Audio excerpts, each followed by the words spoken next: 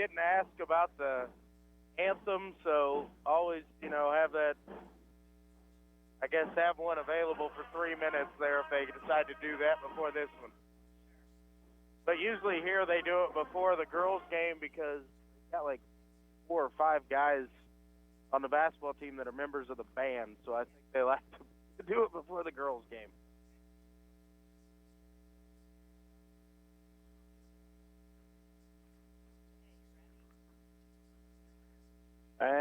Yeah, whenever you want to start the open, go ahead. Stay tuned for the following special presentation from 1220 and 103.7 FM KOFO.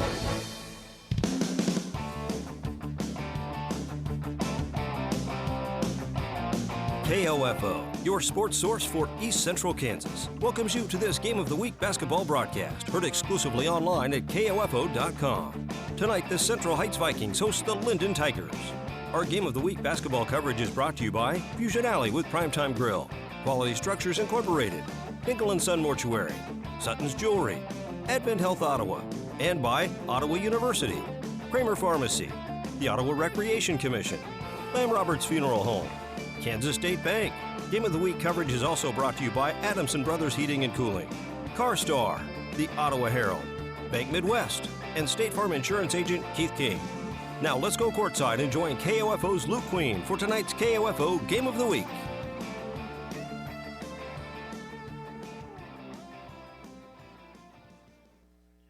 And welcome everybody into the KOFO.com High School Game of the Week. Luke Queen with you here this evening back at Central Heights High School in the Ike Searfoss Gymnasium, where tonight the Vikings play host to the Tigers of Lyndon in this Flint Hills League matchup game, the final regular season game for these teams. Each of them have been playing a bunch of basketball over the last couple weeks and have been playing fairly well as that goes. The Lyndon girls coming in at 7-12 on the season. They are currently the 5 seed in the Lyndon sub-state. Central Heights is 4 and 15 on the season. They currently sit as the 6th seed. They could fall down to, I believe, as low as the 7th seed if they are unable to get the victory here tonight, but no lower than that. A couple teams below them just a game back, so they'd have to go to tiebreakers and common opponents to figure that out. If Central Heights is to lose here this evening, that 5 seed is pretty well secured for Lyndon at 7-12. Teams in front of them and the teams behind them are a couple games different there. So they've pretty well secured that 5 seed. Will open up on the road in the first round of the sub-state there for Lyndon.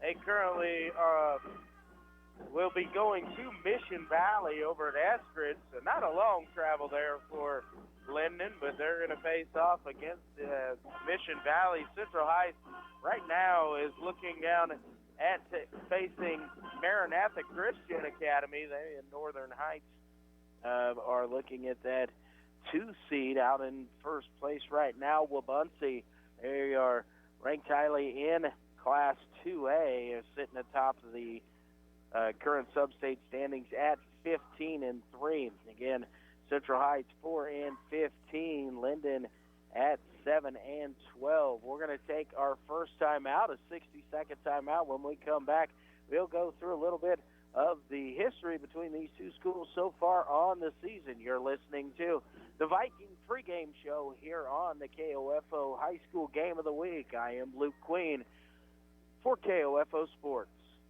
It's late at night. You'd been visiting family and you're on your way home. You didn't see the deer in front of you until it was too late. Everyone is safe. Your vehicle did its job and protected you. Now you get to find out if your auto insurance does the same. It will, because you have State Farm Auto Insurance through local agent Keith King in Ottawa. I'm State Farm Insurance Agent Keith King. Let's work together to be sure your vehicle has the coverage you need. Call and schedule an appointment today at 242-9435. Stop by my office at 111 South Main in Ottawa or visit online at keithking.net. When you're looking for a place to take the whole family for food and fun, what comes to mind? Fusion Alley with Primetime Grill. The atmosphere is very inviting. Dine in and enjoy the Kansas cuisine with special entrees, burgers, salads, drinks, and an exciting kids menu. I enjoy it here. It's very comfortable. It's your new destination for delicious food and family fun that you've been craving for a long time, and it'll bring you back time and time again. This is our 4th visit. Fusion Alley with Primetime Grill, now open for dinner in South Ottawa at 2204 South Princeton Circle Drive. Remember, when it's game time, it's prime time. So here on KOFO.com, Luke Queen with you here at Central Heights High School this evening. Our opening game will be between the girls. Lyndon coming in at 7-12 on the year. Central Heights 4-15. These two have faced off a couple times so far on this season. Lyndon getting the better of Central Heights in the first 2 contests. And the first time these two teams met back on January the 25th, it was Lyndon 54 and Central Heights 42. Close game into the 4th quarter before Lyndon able to pull away in that one. And then just last week in a makeup game scheduled for, I believe, early January, around the 10th, we were to cover that one, I believe, and it got snowed out, so we're picking up here instead. And that game was replayed last Monday night, and it was Lyndon 47-26 winners over Central Heights that evening. Central Heights has been playing better as of late, however, has not been able to have the victories. Had a tough one last night. Chase County, darn good basketball team, is just very difficult for the Vikings and made it difficult on the Vikings all evening as Central Heights went down in that contest to drop to 4-15. Central Heights is led by Abby Brown. She's averaging just under 9 points per contest. Our last time over here on Friday night against Meredith Valley, it was a Abby Brown show. She netted 27 points in the victory, and all of those in just 3 quarters of play. In just the first 3 quarters, 27 points. It was a big output there for the senior, looking to continue playing strong that way. Going to face a tough, stingy defense from Lyndon. Not a team that gives up a lot of points on the season. Also a team that doesn't put up a lot of points. 36.5 points per game for the Tigers, just over 31 for Central Heights. So we don't expect an high-scoring output, but both these teams put it in the 50s and 40s in the first 2 matchups between them. So we could see a little bit of back and forth here this evening. Lyndon, a team that is not afraid to get into their half-court sets, work through their offense. Coach Doug Norris is teaching patience with his Central Heights Lady Vikings as he wants a good shot going to the basket. The open 3 is not shied upon by the Vikings as well if they cannot get that, but the defense sags down. Get some shooters that are free to let it fly, including Brown, as well as Lily Meyer and Taryn Compton, the 3-point specialist there for the Vikings. We'll have to see a little bit more out of Lyndon. Expect up and down action. They're led by 5 seniors, just 1 junior on the roster. And we'll expect that Adelman Huffmeyer, Gross, Stanley, and Sturdy are ready for the task here this evening for the Tigers. We're going to take another 1-minute timeout when we come back. See if we can have you ready for tonight's ball game from here at Central Heights. I am Luke Queen, KOFO Sports. Safe, secure, strong. We're rock solid. Kansas State Bank, a better way to bank with community people you know. Member FDIC, equal housing lender. This is Craig Dingle of Dingle & Son Mortuary. Pre-arrangements make the difference of a family that is stressed and a family that is free to grieve, to celebrate a life. Consider making your pre-arrangements to lift the burden. Dingle & Son Mortuary, 785-242-2323. You can just about hear that cold Kansas winter wind blowing, and you're going to want to make sure your heater is working this winter. The best way to do that is call the pros at Adamson Brothers at 785-242-9273. Adamson Brothers Heating and Cooling, maintaining your comfort for over 30 years. Hi, this is Margie Hindeleiter from Bank Midwest. You'll often hear us say, this is where common sense lives. That means doing the little things, like knowing your name. And it means supporting our local schools. That should be common sense for how a bank does business. Bank Midwest, where common sense lives. Have you ever walked into a business and been treated so well by the people that work there, you can tell they were meant to do what they do? That's what you feel when you walk into Sutton's Jewelry in downtown Ottawa. For more than 50 years, you've been treated with personal service and attention while being shown the best in high-quality jewelry and accessories. If you want to drive out of town, be treated like a number so an associate can make a commission, and walk out with jewelry like everybody else, go right ahead. But for a unique jewelry buying experience, walk into Sutton's Jewelry at 213 South Main in downtown Ottawa. Open Tuesday through Friday 10 to 5:30, Saturdays 10 to 2. And welcome back once again here to Central Heights High School, the side of tonight's KOFO.com High School Game of the Week. Luke Queen in the Ike Searfoss Gymnasium here at Central Heights. The 4-15 Central Heights Vikings taking on the 7-12 Lyndon Lady Tigers here in our first matchup. Two teams have met twice so far on the season. Lyndon 2-0 against Central Heights.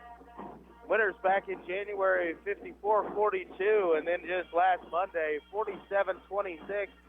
Lyndon defeated the Lady Vikings at Lyndon.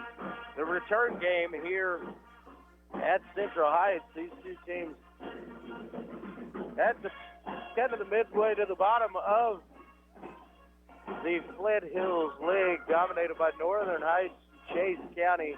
Those very, very good teams this year. It should be a battle at the top for the Flint Hills League crown, but these two are also playing for the sub-seeding. I double-checked it. Lyndon does have a chance to improve their seeding if another win here and a loss by Mission Valley, and then it would come down to a head-to-head record. So we'll have to see what happens in that game for the Lyndon. Of course, this game also matters in that seeding, but currently Lyndon sitting at the 5 seed and would travel to Mission Valley. They might just flip-flop and Lyndon get a home game. Central Heights, the 6 seed, and they would travel on the road in their first-round game to Maranatha Academy. We're going to take a 3-minute timeout here as we get ready for the national anthem. When we come back, we'll have the starting lineups. You're listening to high school basketball on KOFO.com. Protect you and your family from the flu. Hi, this is Laura Hibberts, pharmacist at Kramer Pharmacy in downtown Ottawa. Did you know you can get your flu shot at Kramer Pharmacy at 134 South Main? The flu can be life-threatening to some young people or elderly. It's best to get the flu shot as soon as you can so you're protected going into flu season. Covered by Medicare and most insurance. Get your flu shot today at Kramer Pharmacy, downtown Ottawa, with convenient parking on Main Street or out back at Legacy Square. Call 242-2055 or visit KramerRx.com. Need a recap of the ball game? Subscribe to the Ottawa Herald for their sports page or visit online at ottawaherald.com. A 3-month subscription is only $31.13 plus tax, including internet access. Or get online for only $9.22 a month plus tax. Call 242-4700 or visit ottawaherald.com. Quality Structures Incorporated in Richmond is proud to sponsor this KOFO sports broadcast.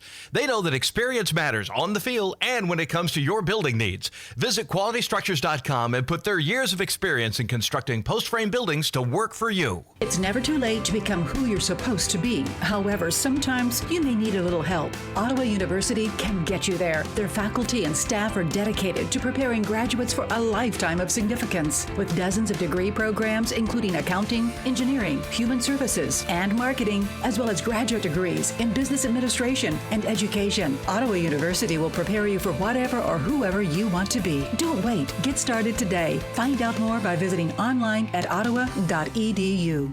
This is Eric Price, Funeral Director at Lamb Roberts Funeral Home in Ottawa, Baldwin City, and Overbrook. We're proud to be involved in the communities we serve and support the youth of today because they're our leaders for tomorrow. Lamb Roberts Funeral Home, providing compassionate care when you need it most. Save time and hassle later by checking your vehicle now to be sure all of your lights and signals are in working order, adjust mirrors, and check your tire pressure. This reminder from CarStar Ottawa. Call 242-8916. CarStar. Relax. We'll take it from here. This is Craig Dingle of Dingle & Son Mortuary. Pre-arrangements make the difference of a family that is stressed and a family that is free to grieve, to celebrate a life. Consider making your pre-arrangements to lift the burden. Dingle & Son Mortuary, 785-242-2323.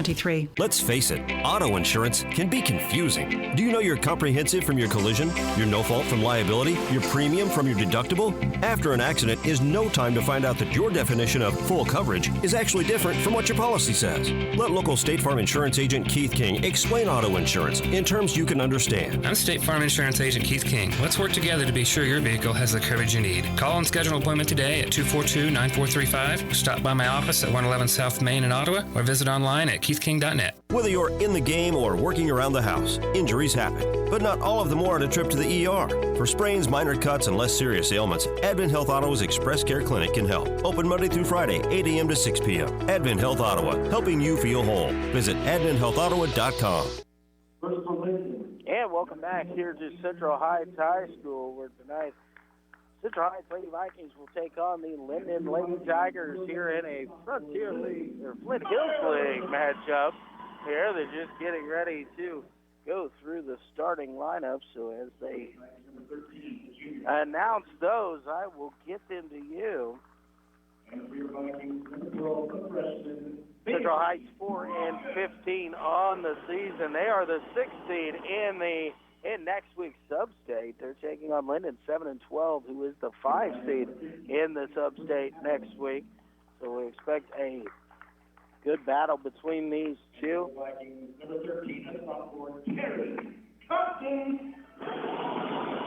So the starting lineup for Central Heights: senior number 3, 5'4" senior Haley Reimer, 5'3" senior point guard Abby Brown, 5'7" sophomore number 11 Lily Meyer, a 5'3" sophomore Taryn Compton, and a 5'6" freshman number 12 Bailey Brockus. So Haley Reimer, Abby Brown, Lily Meyer, Taryn Compton, and Bailey Brockus, the starting 5.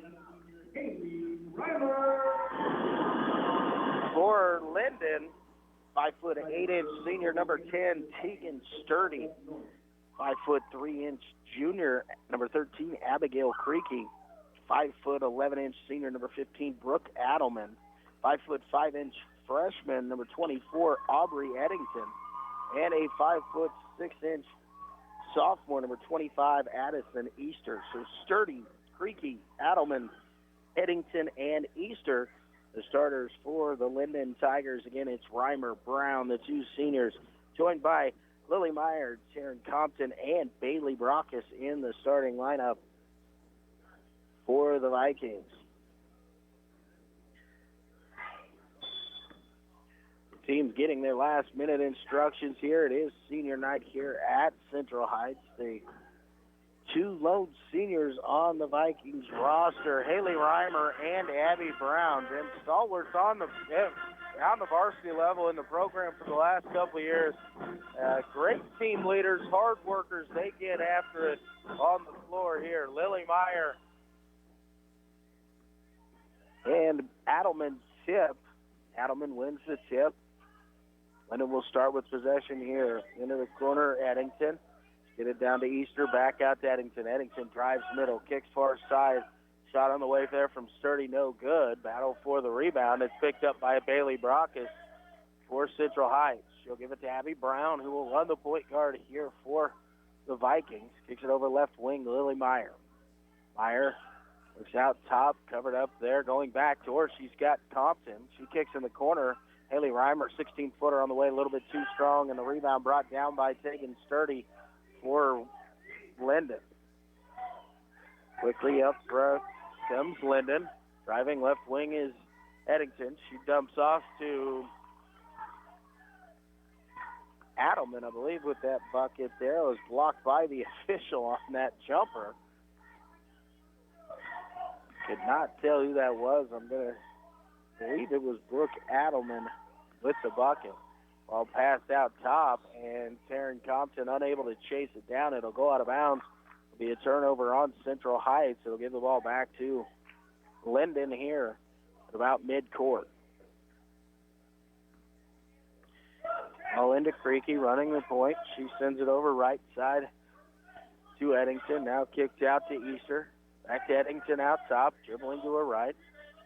Sturdy into the corner left wing is Creaky. Cross-court pass, Adelman. She's going to drive baseline. Now kicks it across court again to Creaky. To Sturdy. Ball swung around a lot. Eddington three-pointer on the way, no good. Rebound brought down by Haley Reimer. Good defensive possession there by Central Heights, as Tigers were not able to get the ball inside at all and had to settle for the jumper. Now Abby Brown on the wraparound cut, shot up off the glass, no good. Rebound brought down by Eddington for Lyndon. She'll bring it across half court, dribble to the corner, gets it down inside. Easter shot up off the glass, no good. And we've got a whistle and a foul, and it's going to go against Lyndon. That's going to be on Easter, as Haley Reimer got good position there underneath the basket. The first foul on Easter, the first team foul. Full court pressure here. Ball given to Abby Brown. She's able to break the pressure. Gets into the lane. Little floater from about 2 feet is up and good. Protected there by Easter, but who just picked up her first personal. Just kind of gave token pressure there, a hand in the face, and Abby Brown able to knock down the jumper. All out to Eddington. Thought about the three, shuffled her feet on the drive, and a whistle and a traveling violation. Turn it over and back to Central Heights. Vikings again gets the pressure, get it into Brown. She's whistled out front. We've got a whistle and a foul. Close to a tie-up situation there. This one's going to go against Aubrey Eddington. It's her first, the second team foul on the Lady Tigers. Checking into the ball game, Jolie Heischler, 5'4" freshman, into the ball game. And we've got a whistle and an over and back violation, as Meyer was trying to get it into Brown, who was cutting to the back, but into the back court, but was throwing it just a little bit early, and there was no way Abby Brown was going to be able to stay in the backcourt. Now Eddington going to shuffle her feet once again. She went to make the pass to the right wing, covered up there by Central Heights, and jumped in front of that one too quickly. So Central Heights gets it again, pass into Abby Brown, triple team here. She's going to dribble right through 4 defenders, driving in, dumps it off to Haley Reimer, and the shot up off the glass is good. Impressive ball handling by Abby Brown. Again, was about to be triple team, split that. Another defender came up to her, and she went right by it. Eddington to the right, gives it to Heilscher. Heilscher out top to Creaky. Left wing to Eddington, down low to Easter. Easter going to go baseline. Shot up, off the rim, no good. Rebound brought down there by Eddington. Kicks it out to Creaky. Creaky back to Eddington. Now down inside, Heilscher. Heilscher goes up, no good on the shot, but a whistle and a foul is going to go against Central Heights, and it's going to send Jolie Heischler to the free throw line to shoot 2. Foul's going to go on number 3, Haley Reimer. First personal foul on Haley, and the first on the Lady Vikings. Addie Froggett at the scores table to check in here for Central Heights. First shot on the way from Heilscher is good. Froggett takes the place of Lily Meyer in the lineup here for Central Heights. Heilscher goes the stripe for the second, and it is also good. Ball game tied at 4:44 remaining. Inbounds pass intended for Reimer, and defended well off the hands of Reimer, and it will go right back to Lyndon. Kind of in the corner on the throw, and they'll send it out top. Heilscher. He'll start the offense, kick it to Eddington, left wing, back to Heilscher. Back to Eddington again. Not much pressure out there, but Eddington not really looking to shoot that three. She tries to drive in, all knocked away on the floor. Eddington able to get it back, kicks it over to Adelman.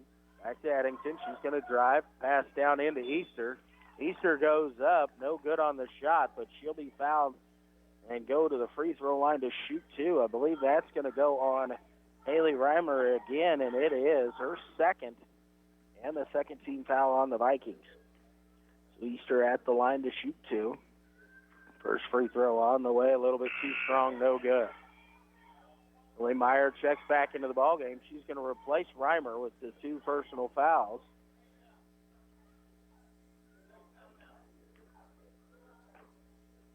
So Reimer might have to sit for a little while. Second shot by Easter is good.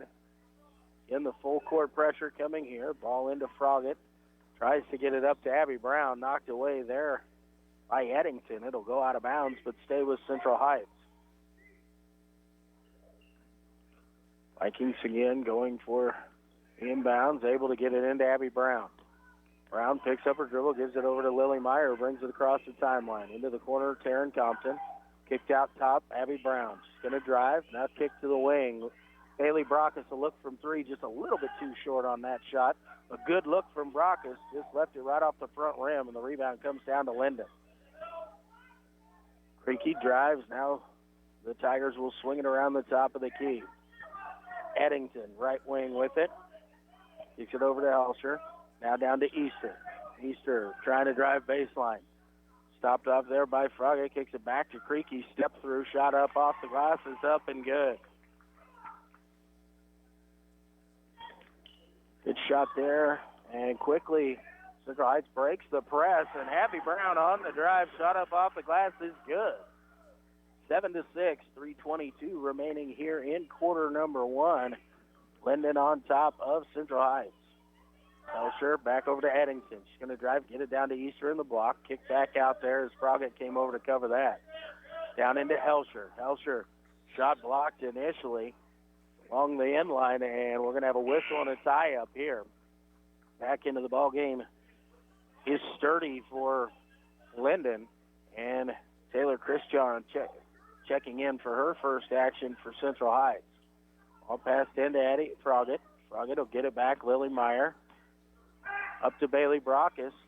Good press break there. Brockus on the drive. Shot up off the glass just a little bit too strong. No good. And the rebound picked up by Sturdy. She get it over to Creaky. Creaky driving up the left side. Slowed down there by Christian. Now Lyndon will reset the offense out top. Heilscher, she pulls in from about 15 feet, a little strong. Rebound pulled down there.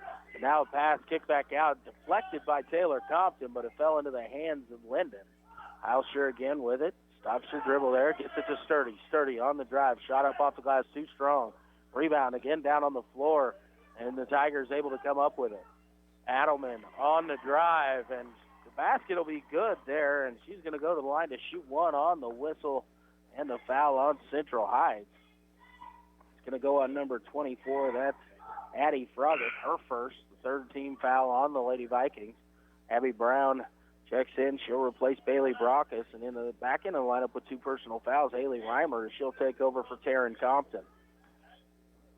Brooke Adelman at the free throw line to shoot one here for Lyndon. Shot rolls around the rim and in. It is good. Adelman has 5. Pass intercepted there by Creaky on the full court press. She dumps it off to Sturdy, who's bumped from behind. Goes down awkwardly. Pops right back up, though, so that's always good to see. Foul on Central Heights is team foul number 4. Easter drives to her left, now pulls it back out. I'll pass to Sturdy. She tries to drive. Stop there, gives it over to Adelman. Baseline drive. Loses her footing there. Yes, good defense as Central Heights was collapsing down, and Brooke Adelman unable to keep her feet. She'll be called for the traveling violation. Ball into the corner to Brown, back to Meyer. Now to Taylor Christian. She brings it across the timeline, kicks it over to Haley Meyer, but Christian shuffled her feet before able to deliver that pass, and she'll be whistled for the traveling violation. The ball back to Lyndon. Creaky kicks it over to Sturdy. Now over on the far side, Hauscher. Back here along the near side to Easter in the corner. Tigers going to work it here along the left side. Driving in is Creaky. Jumper short. Rebound ripped down by Christian. Going to give it to Abby Brown. Brown Drives up the right sideline, being guarded closely there by Creaky. Ball kicked back out to Christian. Got it out top. Alan Meyer along the left wing. Abby Brown on the cut. Shot up off the glass is up and in. Great pass and a great cut. Lily Meyer with the assist on the cut for Abby Brown. Brown now has 6. Ball kicked over to Heisel. Down to Easter. She tries to drive. Shut off there by Central Heights. Shot on the way from Hauser. No good. But the offensive rebound and the stick back for Adelman. She's got 7 to lead both teams. Quickly into the corner to Brown. She'll get it back to Lily Meyer. Up to Addie Froggett. She'll wait and hand it off to Abby Brown as they cross half court. Brown dribbles between the circles. Right side, Christian. Taylor Christian not being pressured here, but didn't have her feet set very well as they take the jumper. Pass over to Brown along the left side. Froggett to come set a screen. Brown on the drive floater a little bit too strong, but Abby Brown able to get her own rebound. She'll go right back up again, a little bit too strong on the shot. Adelman brings the rebound down for Lyndon. Creaky brings it across the timeline to Sturdy. Down on the baseline to Easter, and a whistle and a traveling violation will be called here against Easter. Rockus and Compton check back into the ball game. They're going to replace Reimer and Christian. And checking in is Eddington. Back into the lineup, Aubrey Eddington for Lyndon. And the Tigers come in the full court press. Karen Compton dribbling through, kicks it over to Rockus. Now to Abby Brown. Brown thought about the 3, kicks it out to Brockus. Right side, Taylor Compton. Karen Compton. Compton to Meyer. Get the ball to Brown on the corner. Pass into the middle is a little bit too strong. Compton unable to bring it down. And as time expires, the half-court shot comes up short. We've reached the end of quarter number 1. It is Lyndon 12, Central Heights 8. Back in 60 seconds, you'll listen to high school basketball on KOFO.com.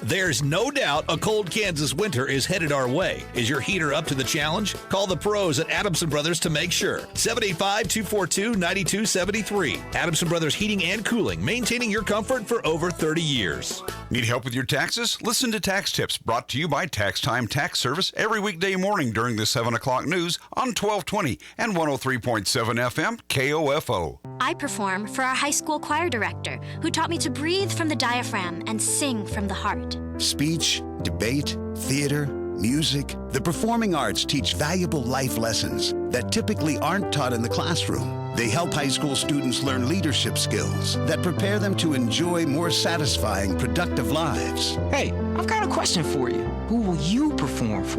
This message presented by the Kansas State High School Activities Association and the high school in your community. And welcome back here to the Ike Searfoss Gym at Central Heights School. We're just getting ready to play in the second quarter. Lyndon with the 12-8 lead through 1. Lyndon will start with the possession here to open up quarter number 2. Abigail Creaky kicks it over into the wing to Aubrey Eddington. Eddington up top to Sturdy. Back to Eddington, picks up her dribble. She get it down into Easter.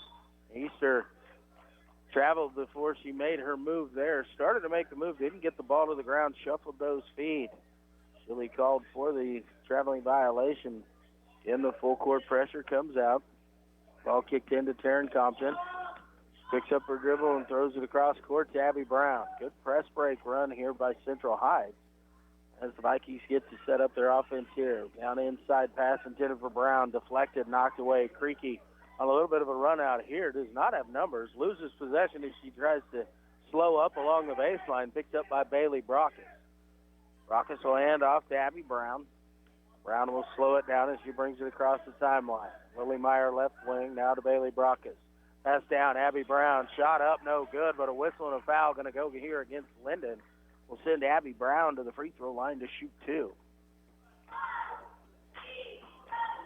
Lyndon foul is going to be on number 24. That's Aubrey Eddington. That is her second personal foul, just the third team foul on the Lady Tigers.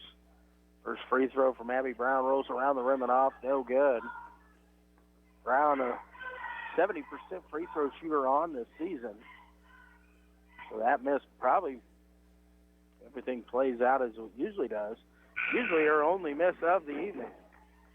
Brown gets the second to go. Taylor Christian going to check in for Addie Froggatt. 7:14 remaining here in quarter number 2. Lyndon on top, 12-9. Creaky across the timeline to Eddington. Eddington, right side drive, kicks across court, sturdy, 12-footer up off the glass and in. First bucket of the game for Tegan Sturdy. Into Brown, pass back to Meyer, deflected momentarily.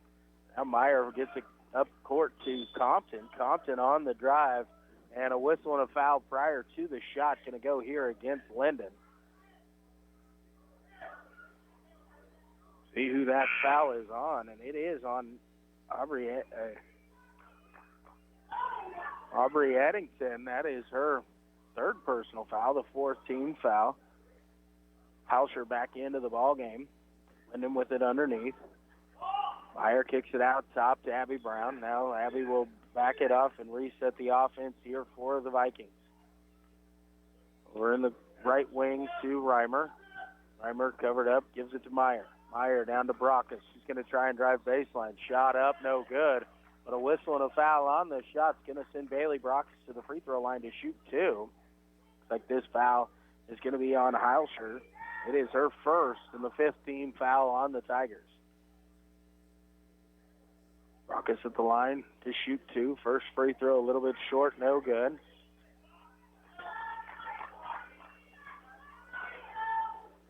Brockus will toe the stripe for a second. A shot on the way, also just a little bit too short, and Hauscher brings in the rebound. Shot over to Creaky, will bring it across the timeline. Gives it to Sturdy. Sturdy dribbling out top over to Hauscher, right wing. Back to Sturdy. Now over to Easter. Thought about the drive and a whistle and a timeout called here by Lyndon. It's going to be a full timeout, so we'll take it with him. A 60-second timeout. You're listening to high school basketball on KOFO.com.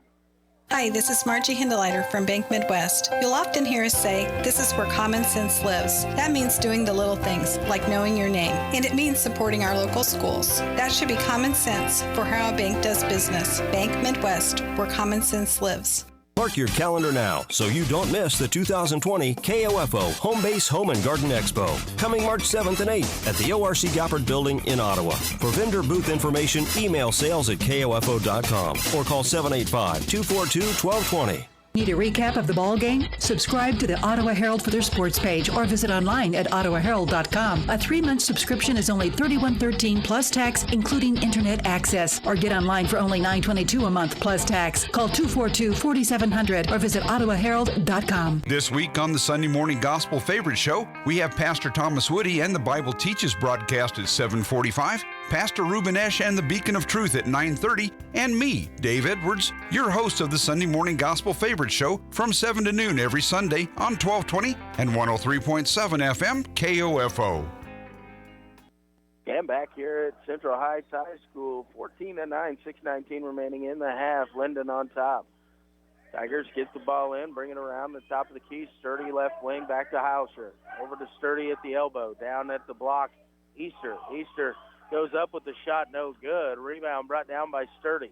Kicks it off over to Hauscher. Hauscher on the drive, shot up, no good, but a whistle and a foul going to go against Central Heights. I believe that's going to be on Taylor Christian. It's going to be her second personal foul, as I misjudged on the 42-24 in the first quarter. It was not on Addie Froggatt. It was on Taylor Christian, so the second on Christian.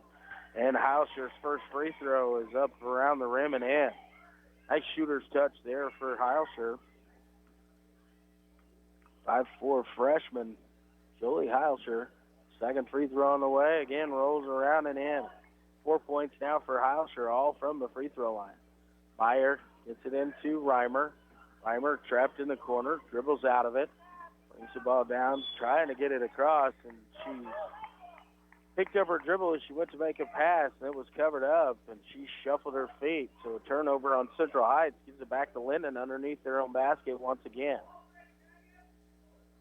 Ball kicked out to Alsher. Free throw line to Easter. Now Sturdy back to Alsher once again. Sturdy at the elbow. Cross-court pass underneath. Finds Easter. And her shot up off the glass is good. 18-9 now.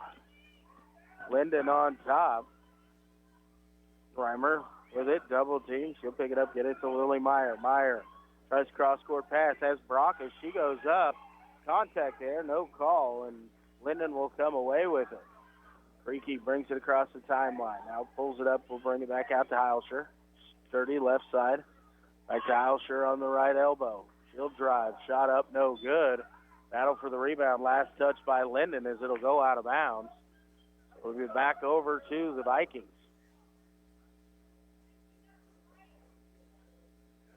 Meyer gets it into Brockus. Over to Haley Reimer. She'll get it across Abby Brown. She'll drive, kick it forward. Christian, shot blocked from behind by Creaky. Adelman comes away with it. She'll hand it off to Creaky. Creaky driving. Jump stop. Shot up off the glass. No good. And the rebound brought down by Abby Brown for Central Heights. Ball swung around left side. It's Haley Reimer. Kicks it out top. Lily Meyer. She's got to look from three. Just a little bit too strong. Rebound Easter for Lyndon. And she'll give it to Creaky. Over to Sturdy right wing. Hauscher out top. Left elbow. Drops it down into Easter at the block. Out top again to Sturdy. Hauscher. Sturdy going to try and drive. Stop there. Turns around, puts a shot up off the glass, no good. Hauscher with the rebound. She'll drive in, put the shot up and in, and that is Hauscher's first bucket of the night. Is 6 points for her. Full timeout called here by Central Heights. We'll take one with them. You're listening to high school basketball on KOFO.com.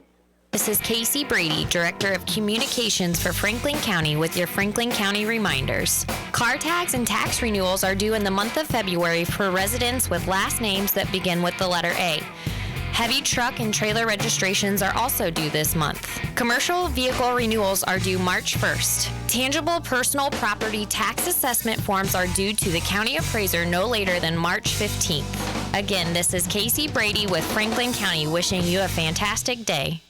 America is kept safe because the Army National Guard responds, protects, and supports our nation when it needs them most. The Army National Guard responds to disasters such as wildfires and floods. They protect us with missile defense, cybersecurity, and civilian support teams for chemical, biological, and radiological hazards. Be there for your community and your country. Visit NationalGuard.com to learn more about part-time service.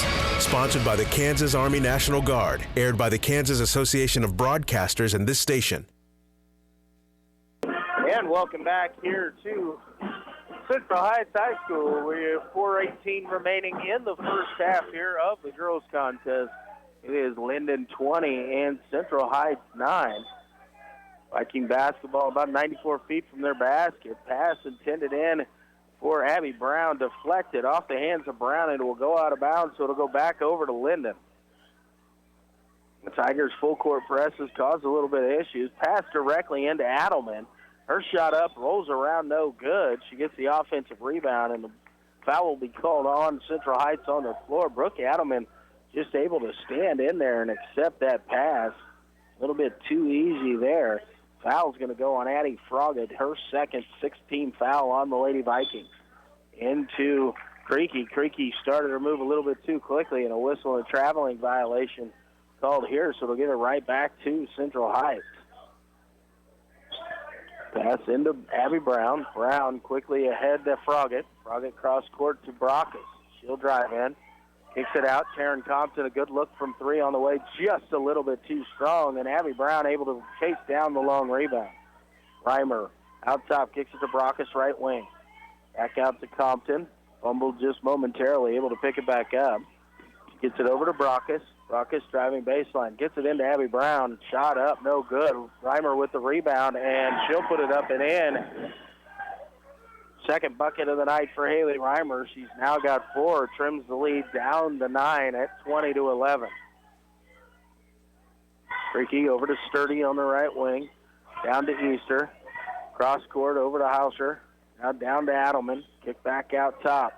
And then trying to work it into the baseline there. Central Heights trying to shut that down.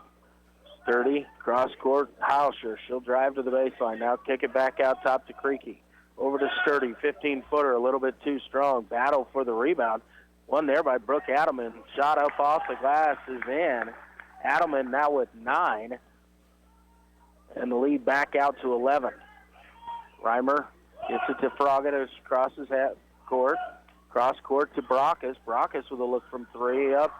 Off the glass, rattled around the rim and out. No good. Did everything but go down, and the rebound brought down by Lyndon. Creaky across the timeline. Left wing to Hauscher. Back out top Creaky. Right wing Sturdy. Down to the baseline. Trying to get it to the short corner. They do, and the pass into Adelman. Brooke Adelman spins and puts it up off the glass. Another 2 for her. She's now got 11. Pass into the corner. Compton, good ball fake as she gets out of the trap. Now she'll get it up to Abby Brown. Brown slips, and unfortunately right there is Sturdy. Sturdy tried to turn, bumped into Compton, and a whistle and a turnover. And now we've got a whistle and a traveling violation there as Brown slid her foot as she went to make that pass to Bailey Brockus. Checking into the ball game here is Andy Van Winkle for Lyndon. First time into the ball game for Van Winkle. 5'5" sophomore for Lyndon. Hauscher left wing. Over to Van Winkle, back to Hauscher. Hauscher going to try and drive. She gets around the defense, and the shot up off the glass is good. Hauscher with 8, 6 here in the second quarter. Abby Brown breaks the press. She's going to go, and a whistle and an offensive foul going to be called against Abby Brown. Floater hit a little bit too strong off the back rim. The other way it'll go. Nice job there by Easter to stand in and take the charge. It wasn't straight on, but still the whistle and the foul called. All to the right wing, kick back out top Creaky. Creaky to Van Winkle. Cross-court pass intercepted there by Lily Myers. Gets it to Taryn Compton, who drives forward. Able to get it down to Abby Brown. Her shot up off the glass, no good. A rebound brought down by Easter. Easter will give it once again to Creaky. She'll bring it across the timeline. On the right side, it's Hauscher. Back to Creaky. Now to Van Winkle, left wing. Trying to get the 2-3 Viking defense to shift. See if they can get an open jumper. Hauscher looks to get it down into Adelman. Gets it to Van Winkle, who quickly tried a jumper there, but a whistle and a foul going to go against Central Heights. I think it's going to go on Taryn Compton. It is on Compton. It's her first. 8th team foul on the Lady Vikings. But Van Winkle at the line to shoot shoot 2 as she was fouled on the jumper. Van Winkle's first free throw on the way is good. Brockus and Christian check back into the ballgame here for the Lady Vikings. Froggatt and Brown will take a seat.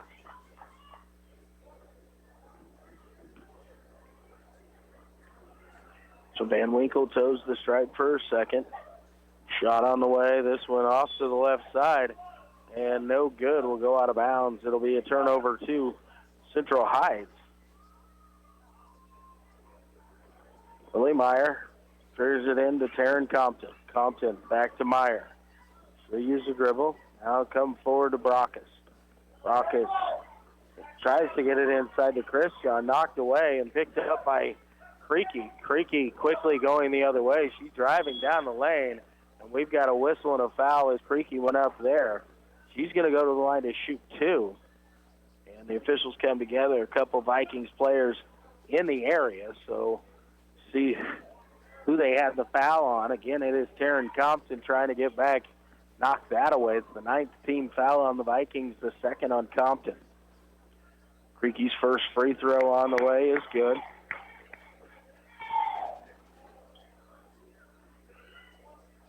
Creaky will toe the stripe for the second. Second free throw rolls around the rim and in. Abigail Creaky now has 4. Central Heights in trying to break the pressure, and it'll be called for a carry. Haley Brockis was trying to switch hands there. Looked to me as though Van Winkle got in there and got a hand on that ball and maybe tipped it, but the officials saw it differently, so the turnover will give it back. 30 seconds remaining here in the first half, 29-11. Lyndon on top, pass into Easter. Easter, shot up off the glass is good. She's got 5, and the lead is out to 20. Compton brings it across the timeline up to Brockis. Brockis on the drive, shot up off the glass, no good. Rebound, Adelman. She'll kick it over to Creaky. 8 seconds remaining. Creaky will bring it across the timeline. 5 on the clock. Creaky going to try and drive. Loses control there. Gets it to Easter. Easter's shot up at the buzzer is no good. And we have reached the end of the first half here at Central Heights, where Lyndon leads over the Vikings by a score of 31-11. We're going to take a 2-minute timeout. We'll be back to bring you the first half totals from here at Central Heights High School. You're listening to KOFO High School Game of the Week here on KOFO.com. It's difficult to admit, but as long, cold, and nasty as this winter has been, you're not the only one actually looking forward to those spring projects around the house. KOFO and Home Base want to help you get started with the 2020 Home and Garden Expo, March 7th and 8th at the ORC Goppert Building in Ottawa. Whether you're a do-it-yourselfer or you need to hire a pro, you'll find all the help you need at the KOFO Home Base Home and Garden Expo inside the climate-controlled confines of the ORC Goppert Building at 15th and Ash. Need new windows or doors? Ideas for gardening or planting new shrubs for more curb appeal? Maybe it's time to add that deck or renovate the kitchen. To this century, we'll have vendors on hand that can help with it all. Demonstrations, food, crafts and decor, even health and wellness for you to enjoy spring and all it brings. Admission to the KOFO Home Base Home and Garden Expo is free. And when you register upon arrival, you'll be entered to win $500 in KOFO cash to spend with any of the vendors at the show. Bring the family and enjoy the tradition of the KOFO Home Base Home and Garden Expo at the ORC Goppert Building, March 7th and 8th. We'll see you there. This is Casey Brady, Director of Communications for Franklin County with your Franklin County reminders. Car tags and tax renewals are due in the month of February for residents with last names that begin with the letter A. Heavy truck and trailer registrations are also due this month. Commercial vehicle renewals are due March 1st. Tangible personal property tax assessment forms are due to the county appraiser no later than March 15th. Again, this is Casey Brady with Franklin County wishing you a fantastic day.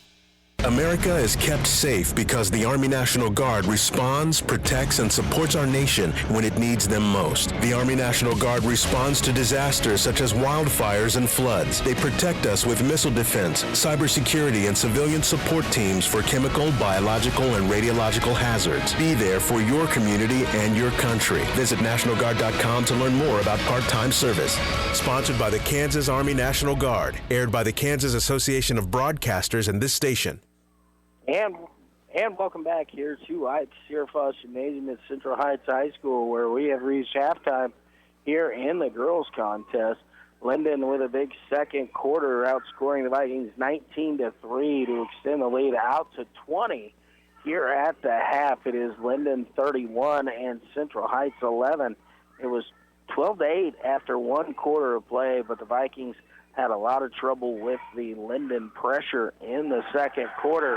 And Lyndon got their offense going, really worked the ball around the perimeter, got it into the short corner, and able to put it into the net in the second quarter as they scored 19 points in the quarter, 31-12. Now the score here at the half.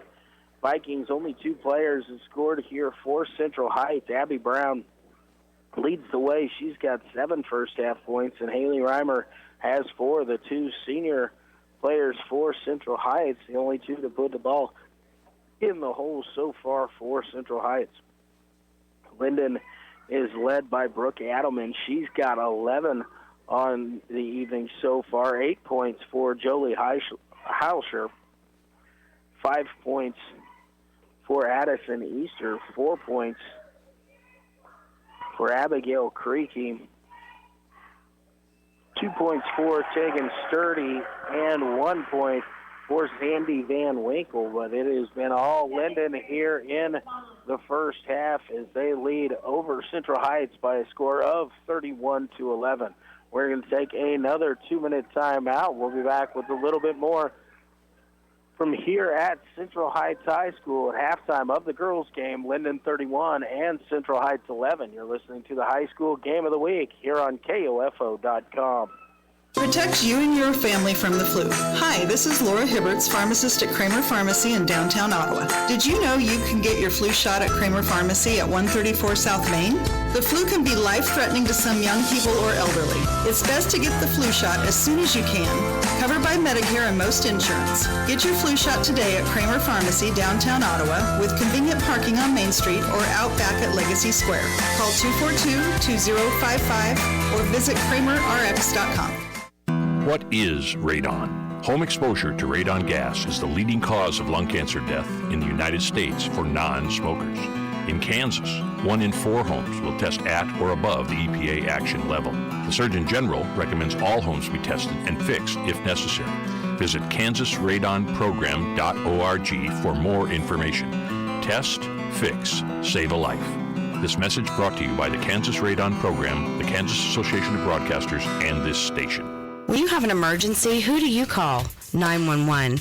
What do you do if you're unable to speak during your emergency? You text to 911. Franklin County Emergency Communications Center has recently added text to 911 technology as part of the new 911 phone system. Cell phone users can use their phone messaging system to text 911 to contact local dispatch. Phones must have a text or data plan in order to use this service, and phones in roaming mode, text apps, or apps messaging services cannot use this feature. It is important to note, dispatch is unable to determine your location while using this service, so always know your location and include that in your initial text. Remember, if you're able to place a voice call, we're able to help you more quickly. But in the event you are unable to speak, text to 911 will still allow us to get the information we need. Call if you can, text if you can't.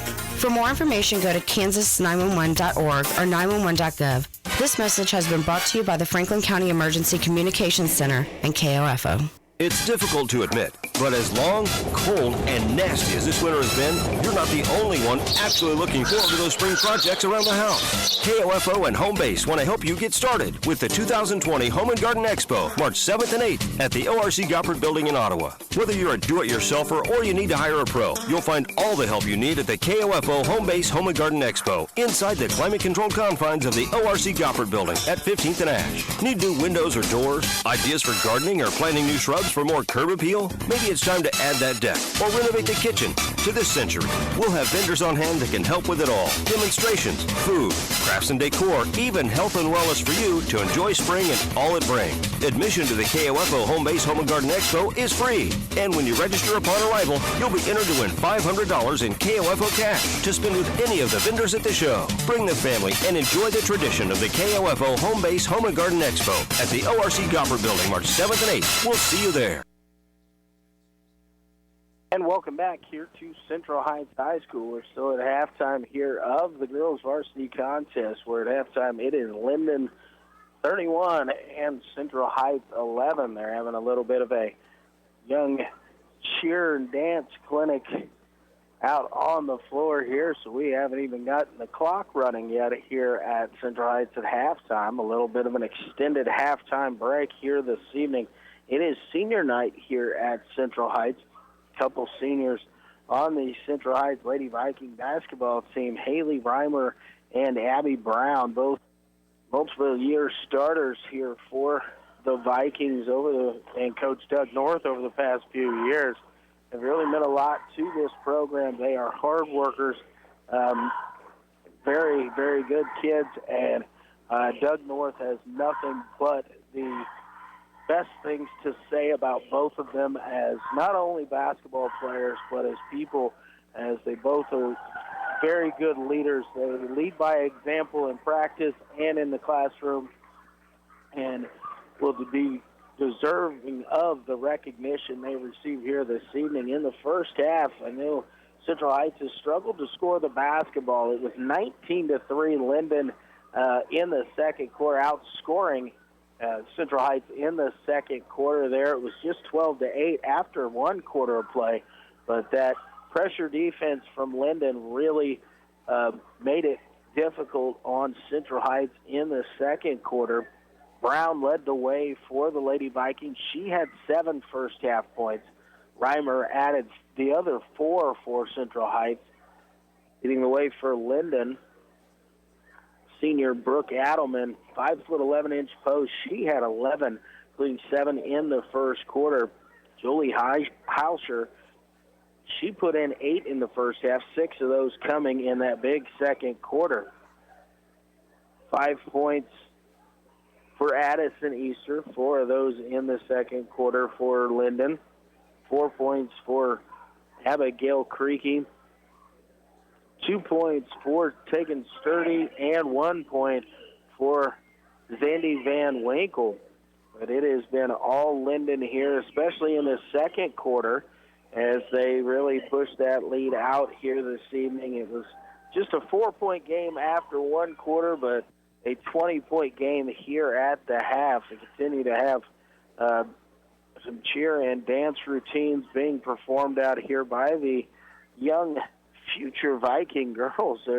I believe we've got the kindergarten and first grade out on the floor right now. Again, we have yet to start the halftime clock, so big extended halftime going to take place here at a packed house on senior night at Central Heights. We're going to take another timeout, again, in about 2 minutes or so, and when we come back, we'll preview the boys basketball game, which will come up at the conclusion of this one. But we're going to be here at Central Heights High School, where at halftime it is the Lyndon Lady Tigers 31 and the Central Heights Lady Vikings 11. Back in a couple minutes, you're listening to high school basketball on KOFO.com. It's no secret that many of our youth are engaging in risky behaviors at earlier and earlier ages. We at Life Care Center of Ottawa are working to stem that tide by educating middle and high school students in Franklin and surrounding counties using our Relationships Under Construction curriculum. The week-long program is for grades 6 through 9 and takes students on a journey to recognize and avoid the pitfalls of poor lifestyle and relationship choices. RUC meets the state's requirements for sex education. Bring Relationships Under Construction to your school. Call 785-242-4500. This is Casey Brady, Director of Communications for Franklin County with your Franklin County reminders. Car tags and tax renewals are due in the month of February for residents with last names that begin with the letter A. Heavy truck and trailer registrations are also due this month. Commercial vehicle renewals are due March 1st. Tangible personal property tax assessment forms are due to the county appraiser no later than March 15th. Again, this is Casey Brady with Franklin County wishing you a fantastic day.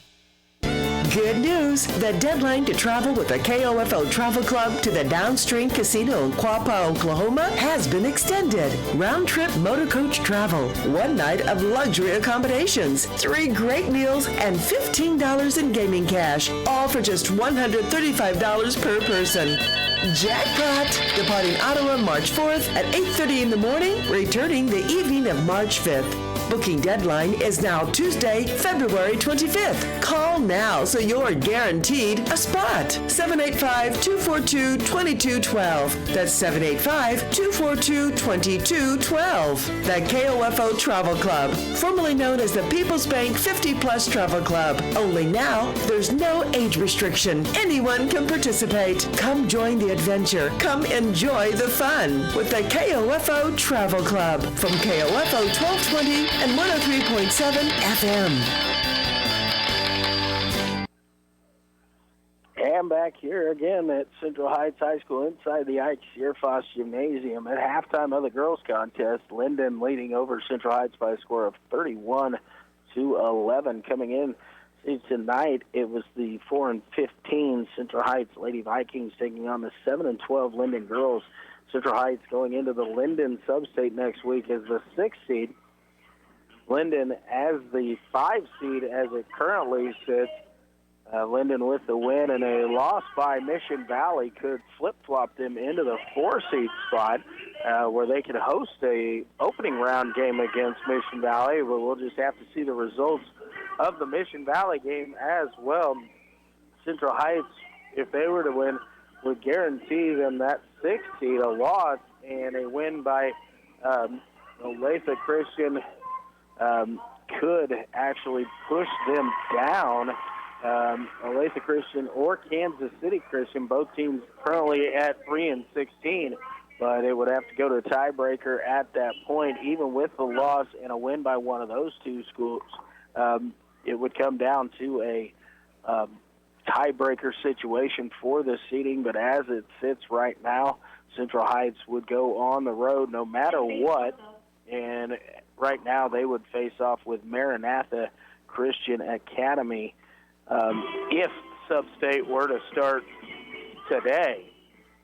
And we'll check to see what will go on in that situation. Central Heights on the season again, 4-15 on the year. They defeated Kansas City Christian early in the year. They lost to Mission Valley already once on the season, 50-37.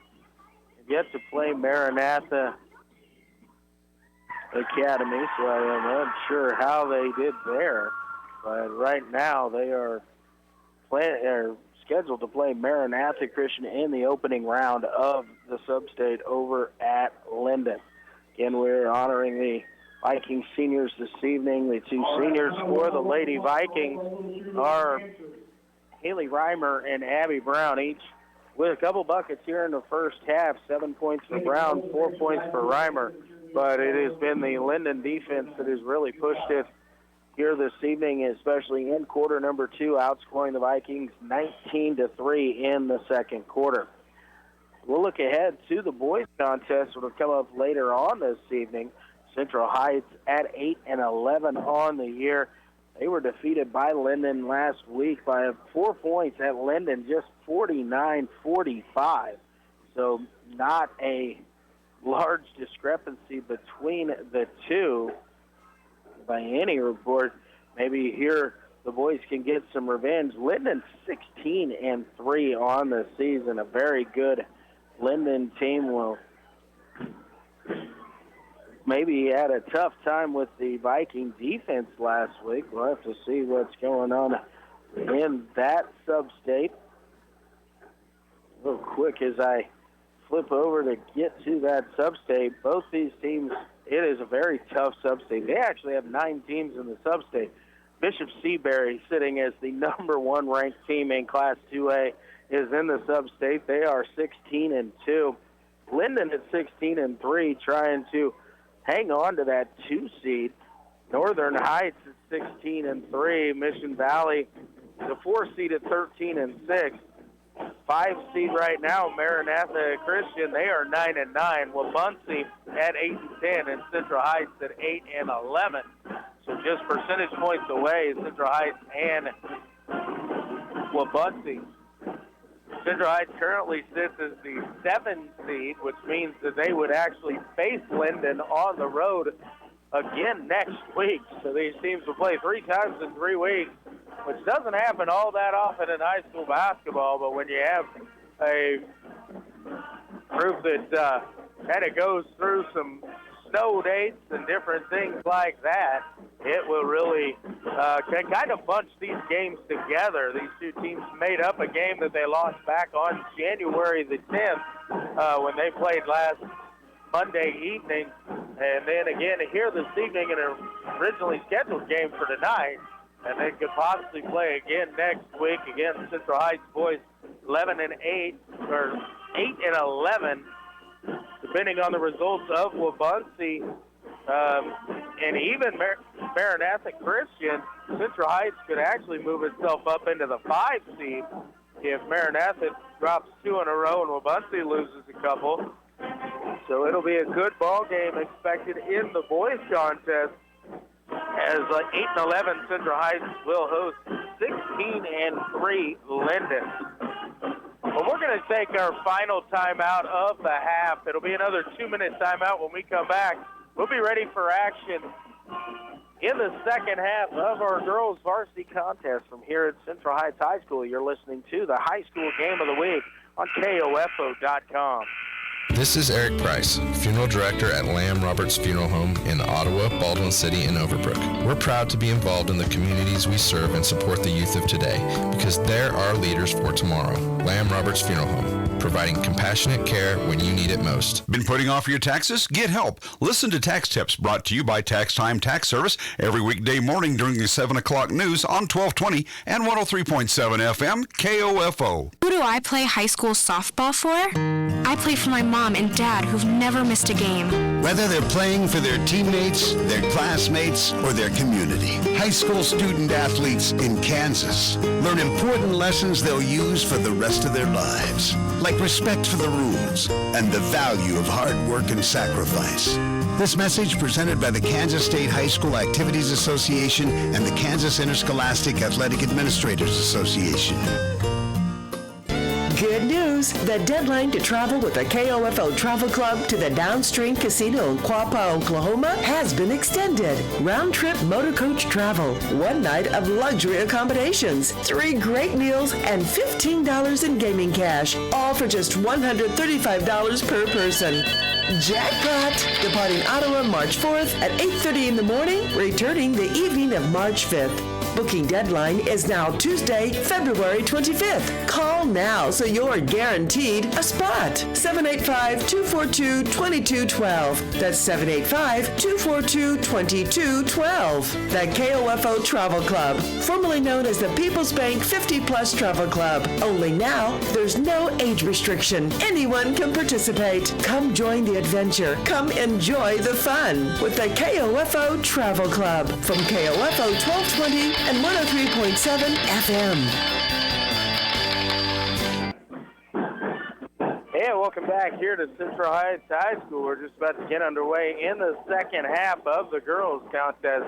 Halftime score, Lyndon 31 and Central Heights 11. Had a little bit of an extended halftime there as we had a little kids cheer and dance kind of clinic routine at the half, but we are getting ready to get underway in half number 2. And coming in, Central Heights is 4-15 on the year. Lyndon was 7-12 coming in tonight. The 5 and 6 seeds currently in the Lyndon sub-state to be held next week. This is the last regular season contest for each team. Central Heights is going to start with the possession here. Abby Brown, Lily Meyer, Taryn Compton, Bailey Brockes, and Haley Reimer, the 5 on the floor. Brooke Adelman, Tegan Sturdy, Abigail Creaky, Aubrey Eddington, and Addison Easter on the floor. Lyndon comes out in a little jump trap here, a whistle and a foul early. This one's going to go on Adelman. It's her first personal foul and the first team foul of the second half. Adelman out top in a 1-2-2 kind of a jump trap zone here. Adelman follows the ball. Reimer in trouble, able to get it over to Taryn Compton. He'll get it back to Abby Brown. Brown out top into the corner, pass deflected and knocked away there by Eddington. It'll go out of bounds, but stay with Central Heights. So a change in defenses here this time. It's actually a little bit of a 1-3-1. Lyndon will, as they stand out there, the trap comes out here. Compton on the right side. Tries to get the ball to Brockes, knocked away there. Adelman has it. She's going to drive. Goes up against Compton, shot up, no good. Ball tipped down, and the rebound brought in by Creaky. Into the corner to Eddington, back out top to Creaky. We'll dribble it out and reset the offense.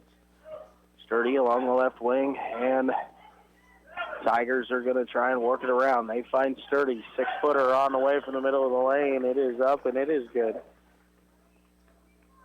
No full court pressure here to open up the second half. Brown picks up her dribble, needs a little bit of help here. Tries to get it into Lily Meyer. She does. Meyer going to drive. Tries to go up there, but a whistle and a foul is going to go against Lyndon. Again, it's going to bring on Adelman, so it'll keep the ball underneath for Central Heights. The second on Adelman, second of the half on the Lyndon Tigers. Abby Brown to trigger it in from underneath her own basket. Pass intended for Meyer, stolen away by Adelman. So bring it across the timeline. Now pick up her dribble as she'll kick it over to Creaky. who will set up the offense here. Sturdy, baseline, Easter. Kicks it back out, Creaky. She's got to look at three. It's on the way, and it is good. First three-pointer of the night for either squad. Abigail Creaky hits it, extending the lead out to 25 at 36-11. Left wing, Haley Reimer. Back out top, Taryn Compton. Cross-court pass, intercepted there. Nice job defense by Sturdy. Up to Eddington. She'll drive in. She puts one up, no good. Creaky with the backside rebound. Her shot no good, and Abby Brown comes down with it. As she's driving up the sideline, she'll be bumped, taking Sturdy her first personal foul. Third team foul on the Tigers. Checking into the ball game here is Hauscher and number 42, who is not on my roster sheet for Lyndon. This is kind of one of those things that can happen when you have to be set up across from the scorer's table. I was not able to get a good look at the scorebook, so I do not know the name of number 42. Three-pointer on the way. Abby Brown pulls the trigger and knocks it home. She jumps into double figures. She's got 10. Cuts the lead down to 22, 36-14. 2-3 zone defense here, maybe a 3-2 actually by Central Heights. Lyndon working it around the top of the key. To the corner, down to Easter in the short corner. Kick back out Eddington. She tries to drive, stop there, steps through, and then puts up a 15-foot runner. It's off the glass, and the first basket of the night for Aubrey Eddington. She's got two. The lead back to 24. Haley Reimer, left wing. Out top, Compton. Right wing to Abby Brown. Lily Meyer over to Compton. She's going to drive. Shot up, no good, but a whistle and a foul is going to send Taryn Compton to the free throw line to shoot two. Foul looks to be on number 24. That's Eddington, and if it is, that is her fourth. It's actually on number 42. Very difficult to see the way that the officials go to the scorer's table. I'm trying to read this almost sideways. The first free throw from Compton, a little bit too strong, no good. Taryn Compton at the line, second free throw on the way, again off the back rim, but the long rebound chased down by Bailey Brockish. She gets it to Abby Brown, but has it poked away there by Eddington. Eddington will bring it across the timeline, dribbles it off her foot, and unable to save it. She looked away and then bounced it right off of her foot and out of bounds. Addie Froggatt going to check in for Central Heights. Van Winkle checking in for Lyndon. Billy Meyer will get it to Abby Brown, who will bring it across over to Meyer along the left wing. Pass to Taryn Compton along the baseline. Compton gets it back out to Meyer, and Meyer unable to handle the dribble handoff, and it'll go out of bounds back to Lyndon.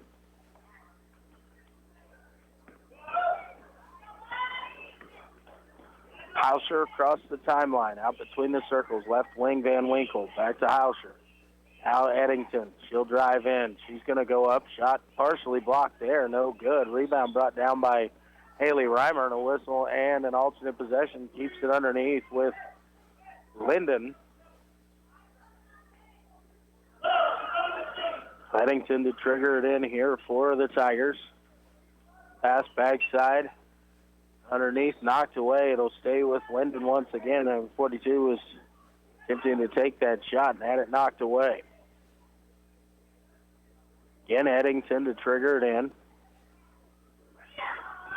Able to get it into number 42 and a whistle, and we're going to have another jump ball as Abby Brown was able to get in and tie it up. This time the possession arrow gives it to the Vikings. 4:11 remaining here in the third quarter, 38-14, Lyndon on top. Into the corner, Taryn Compton, out top, Lily Meyer. Looks to her right, now drives, kicks it to Haley Reimer. Reimer hesitated there and drug her pivot foot as she started to make her move. A traveling violation will give it back to the Tigers. Hauscher across the timeline. 3-2 zone here for the Vikings. Van Winkle into the corner. Pass to the top of the key is Eddington. She drives, goes up for the jumper. It's no good, but a whistle and a foul is going to send her to the free throw line. Foul is on number 24, Addie Froggatt, her third. First team foul of the half on the Vikings. Free throw by Eddington around the rim and no good.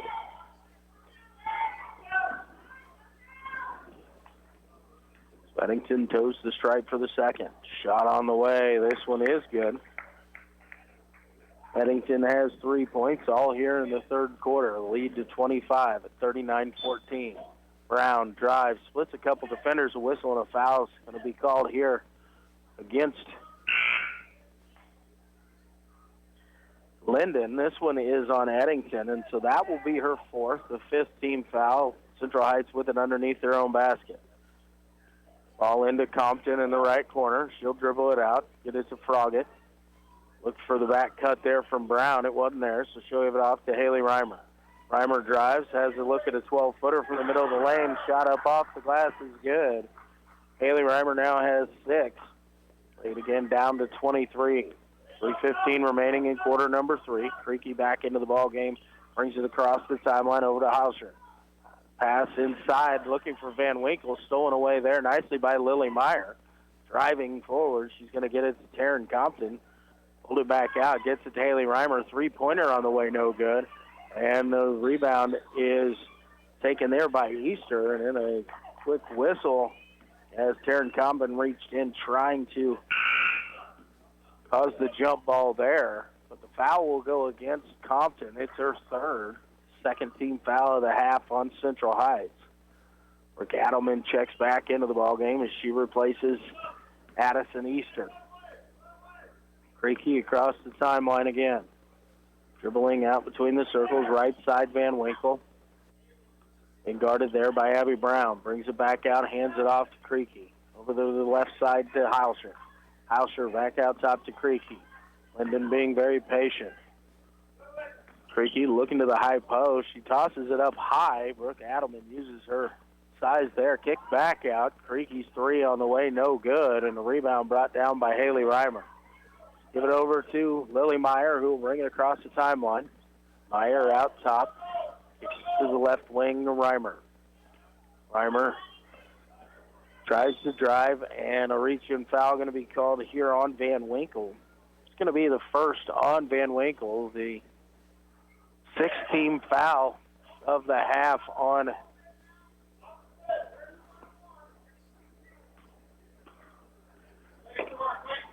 Lyndon. Brown gets it in. Addie Froggatt shot up off the glass is in, and Froggatt is fouled. She's going to go to the free throw line looking for three here. Good pass there by Abby Brown. He's a foul on a couple of Tiger defenders in the area. It's going to be called on number 13. That's Abigail Creaky, her first, seventh team foul. So Addie Froggatt at the line, shooting one. Shot no good. Rebound brought down by Lyndon. Get it over to Creaky. She'll dribble it across the timeline. Left wing Hauscher. Hauscher, high post, Adelman. She's got a drive shot up, no good, but she's going to be fouled. That's going to go against Addie Froggatt. That's going to be her fourth personal foul. It's just the third team foul here in the second half, but the fourth on Froggatt. So Brooke Adelman to the free throw line to shoot two.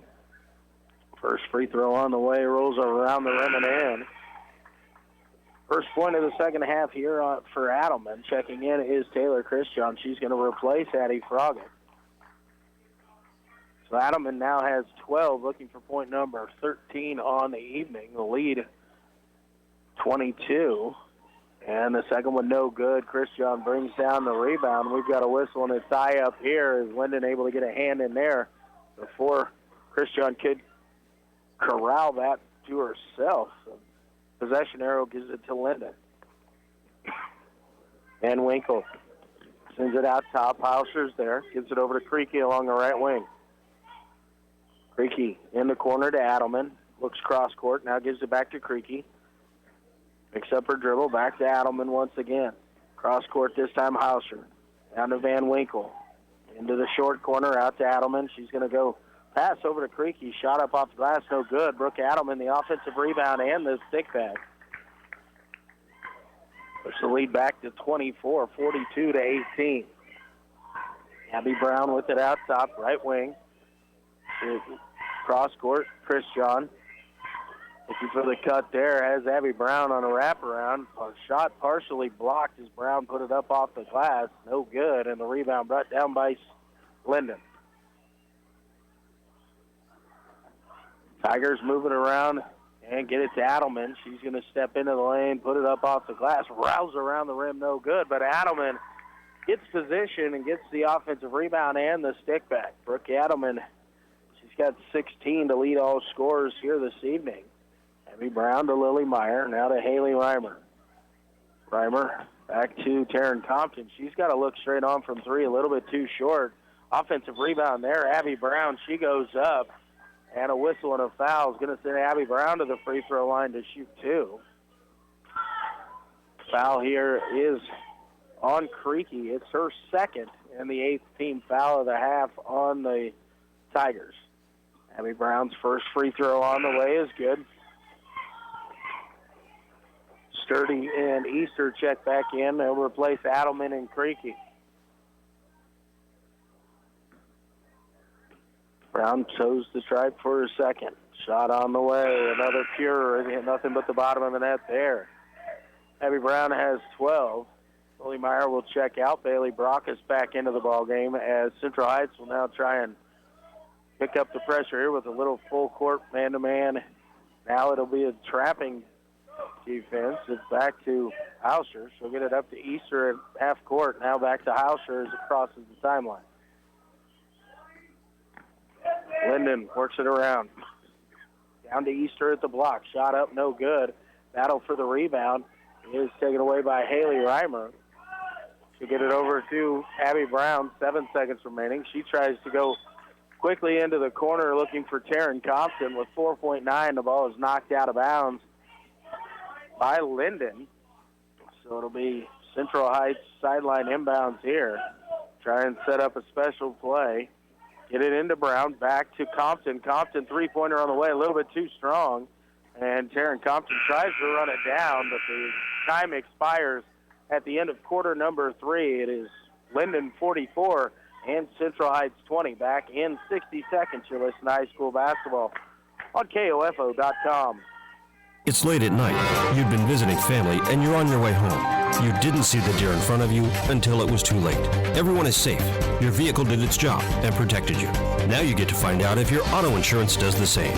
It will, because you have State Farm Auto Insurance through local agent Keith King in Ottawa. I'm State Farm Insurance Agent Keith King. Let's work together to be sure your vehicle has the coverage you need. Call and schedule an appointment today at 242-9435. Stop by my office at 111 South Main in Ottawa or visit online at keithking.net. Do your relationships keep winding up in the same bad place with breakups, abuse, manipulation, or abandonment? There is a better way. Life Care Center of Ottawa offers hope for breaking old relationship cycles and achieving lasting change. Through a fun weekly group called Birth of a Family, you have the opportunity to engage with mentors who are working through life just like you. Lively discussion guides you toward new perspectives about God's design for you and your family and helps get to the root of damaging lifestyle and relationship choices. Want to get off the merry-go-round? Call Life Care today at 785-242-4500. And back here at Central Heights High School, 8 minutes remaining in the ball game. Central Heights trailing the Lyndon Lady Tigers by a score of 44-20. Central Heights with possession, open it up here. The pass inside. Jaden Creaky shot up off the glass, no good. A rebound brought down by Tegan Sturdy for Lyndon. She'll give it off over to Hauscher. Hauscher brings it across the timeline. Sturdy right side. Picks up her dribble there. We'll have to kick it back out. Hauscher tries driving around the right end, but the ball poked away there by Abby Brown. It'll go out of bounds, but stay with Lyndon. Sturdy to trigger it in here. Able to get it in out top. The ball, Van Winkle unable to get the possession. Chased down. Nice job there by Abby Brown. She's going to put a shot up off the glass and in. Nice hustle and finish there from Abby Brown. She was not going to give up on that one. Lead down to 44-22. Brown now with 14 for the Vikings. Hauscher drives into the lane. She kicks it over to the left side. Shot up off the glass is up and in. Again, that's number 42 that I don't have a name for, but first bucket of the night for her. Try and get that for the wrap-up there. Bailey Brockus on the right wing. Gets it to Creaky on the but deflected away there. Creaky with a nice cut, but Lyndon was anticipating the pass, able to step through, knock it away. Now the Tigers come back on the offensive end. Heilscher out top. Defended closely there, but able to get it off over to Sturdy. She's going to pull up from 15 feet at the free throw line. Deegan Sturdy, a nice 15-foot jumper there, drove in, and a little step back, and a whistle and a foul for a substitution here called by Coach Doug North. Lily Meyer going to check in. She'll replace Abby Brown. 6:29 remaining in the ball game. So the ball into Lily Meyer here. Meyer out top over to Creaky along the right side, or left side. Creaky going to switch floor over to Bailey Brockes. Brockes looking for a pass to Meyer, but Meyer cut away right as Brockes was releasing that pass, so it'll go out of bounds. The turnover will give it back to Lyndon. Heilscher brings it across the timeline, works to her left, handoff with Van Winkle. Picks up her dribble, gets it over here along the right side, number 14, Taylor Segrist into the ball game. Her first action. Pass intercepted here by Bailey Brockes, driving the other way, and had a couple Tiger defenders coming up to tip the ball away from her from behind, knocked it out of bounds. So it will stay here with Central Heights. Meyer to trigger it in. Looking for a little bit of movement and cut it here. Go backside, Bailey Brockes. Brockes kicks it out. Haley Reimer. She'll pull it back out, reset the offense here. Picks up her dribble now, finds a cut there from Creaky. Kicks it over to Meyer. Meyer, 15-footer on the way, no good. Rebound brought down by Lyndon. Get it over to Heilscher. Heilscher across the timeline. Pass intended for Van Winkle and deflected there by Meyer, and it'll go out of bounds to stay with Lyndon. Compton going to check back into the ballgame. She's going to replace Haley Reimer. North probably going to get his seniors a little breather here to bring him back in so they can be honored again later on. Pass deflected on the inbounds by Compton. It'll be off the foot of Segrist and back over to Central Heights. Lily Meyer again brings it across the timeline for the Lady Vikings.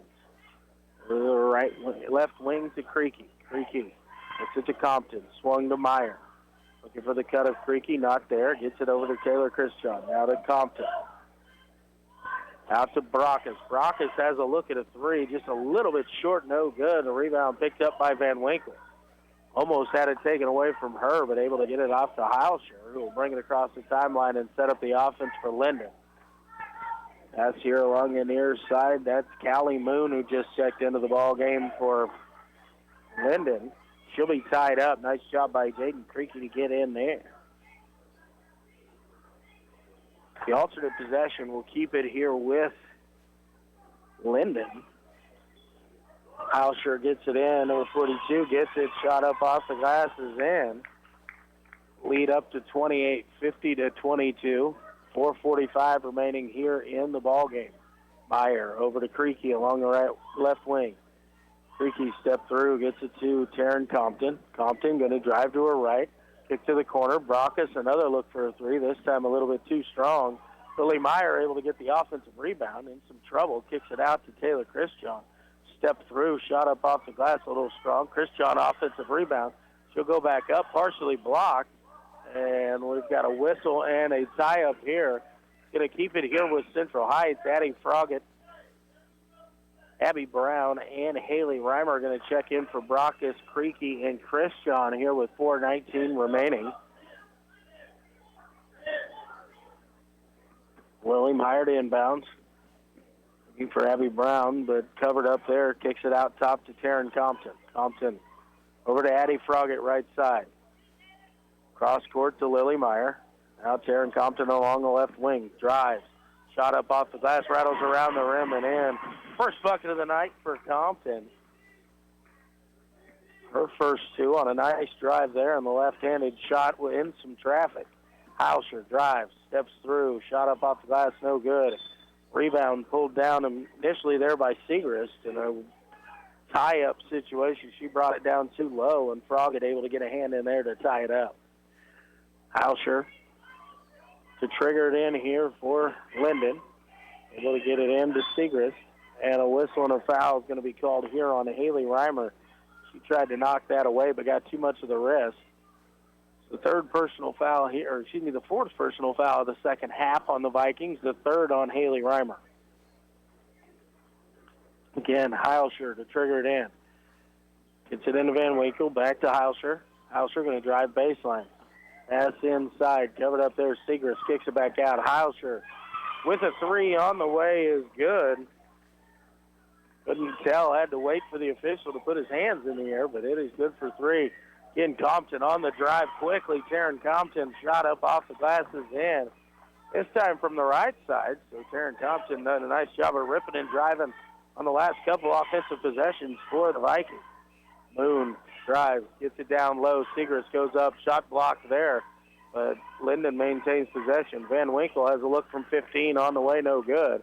Reimer gets the rebound. Quickly off to Abby Brown. Brown on the drive. Takes a little bit of contact. Shot is up, and it is in. And Abby Brown going to go to the free throw line for the and one opportunity here for the senior.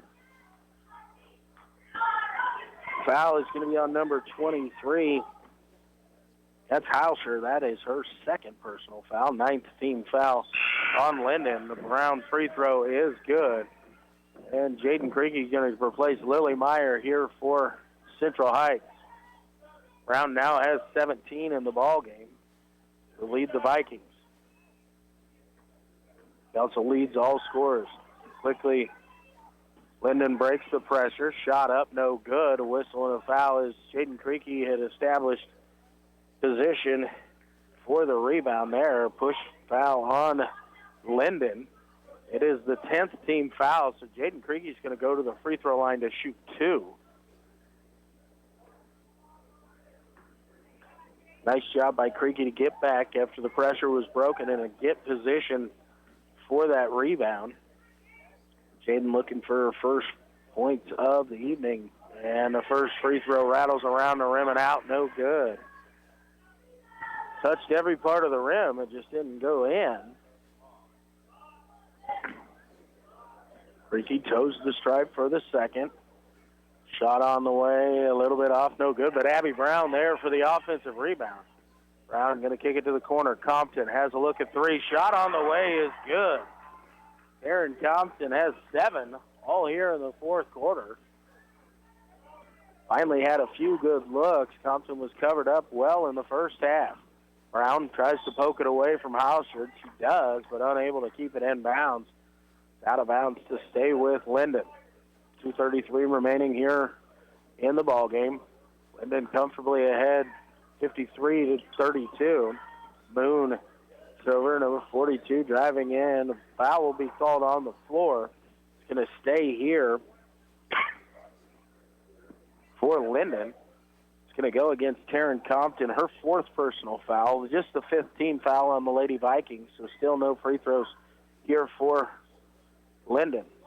Pass coming in, stolen away by Jaden Creaky, and a little scrum poured out at midcourt. Van Winkle and Creaky get their feet tied up. The whistle and the foul is going to go against Van Winkle. It's going to be her second. Again, double bonus time as Jaden Creaky goes back to the free throw line.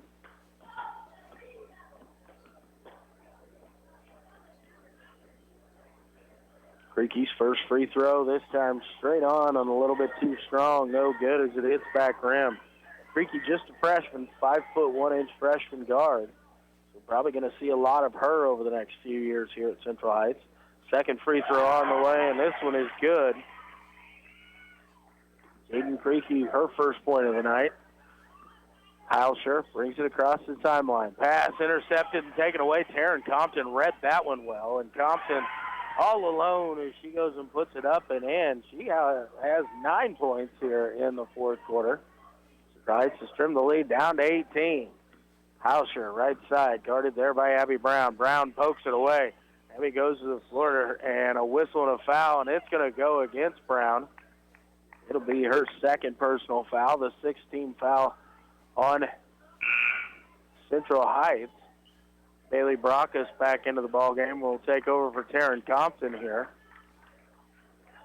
Abby Brown still sitting on 17 points. Doug North might see if he can get another bucket for Brown. And a whistle as that's over and back. The pass into Hauscher as she was coming back to the ball at midcourt. Caught it in the front court, moved into the back court. So Central Heights ball here. Reimer's going to throw it in. 1:56 remaining into Abby Brown. Brown dribbles to her left, over to Addie Froggett. Froggett can get it into Bailey Brock's shot up, blocked there. Rebound taken away by Heilscher. Heilscher brings it across the timeline for Lyndon. And guarded closely by Abby Brown. Heilscher able to get by her. Shot up off the glass, no good. Addie Froggett with the rebound. Froggett's going to get it to Abby Brown. Brown will bring it across midcourt. Puts it over to Haley Reimer. Now Jaden Creaky. Out to Bailey Brock's pass inside looking for Brown, deflected. Brown able to recover, get it over to Reimer. Cross court, Addie Froggett. Step by on the baseline. Shot up, no good. There for the offensive rebound. Abby Brown up off the glass, around the rim, no good. Froggett with the offensive rebound. Her stick back, no good. This time, and it's going to be a whistle and a foul here as I believe Doug North, coach for Central Heights, calls out for red, and that might be the automatic foul here. And I believe this is so we can get a substitution in. Addie Froggett will be whistled for the foul. Abby Brown will check out here. And Froggett's foul is actually going to be called intentional. She got a little bit too much body in there. Abby Brown going to take a seat. And we'll see who else checks into the ball game here, as Froggett had to come off. Heilscher goes to the free throw line to shoot the free throws. First one is up and good. It's the 17th foul of the half on the Vikings. Coach Doug Norris talking to the official. I don't think he meant for it to be that intentional. And Haley Reimer will also check off here for the Vikings. Checking into the ball game is number 20, Axel Roberts, 5'6" junior, her first action. So Brown and Reimer have checked out of their last home game here for the Vikings. And two players who have done a lot. Pass down in low to Heilscher. Shot up off the glass is good. 56-35, quick timeout for substitutions called here by Doug North. Lydia Burbank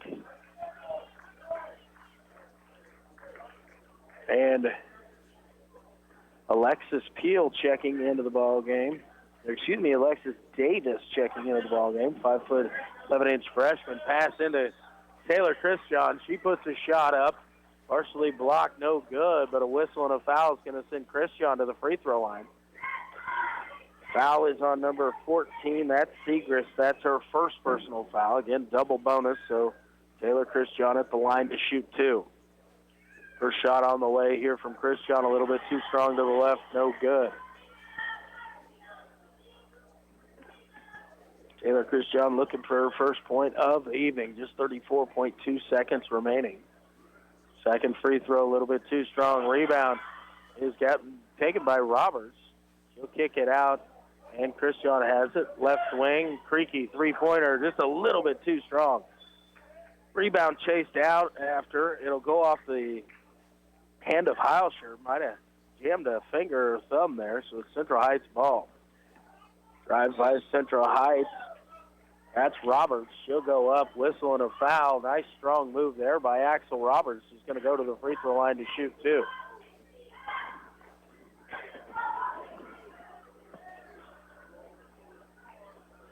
Axel Roberts at the line. First of two on the way is up, and it is good.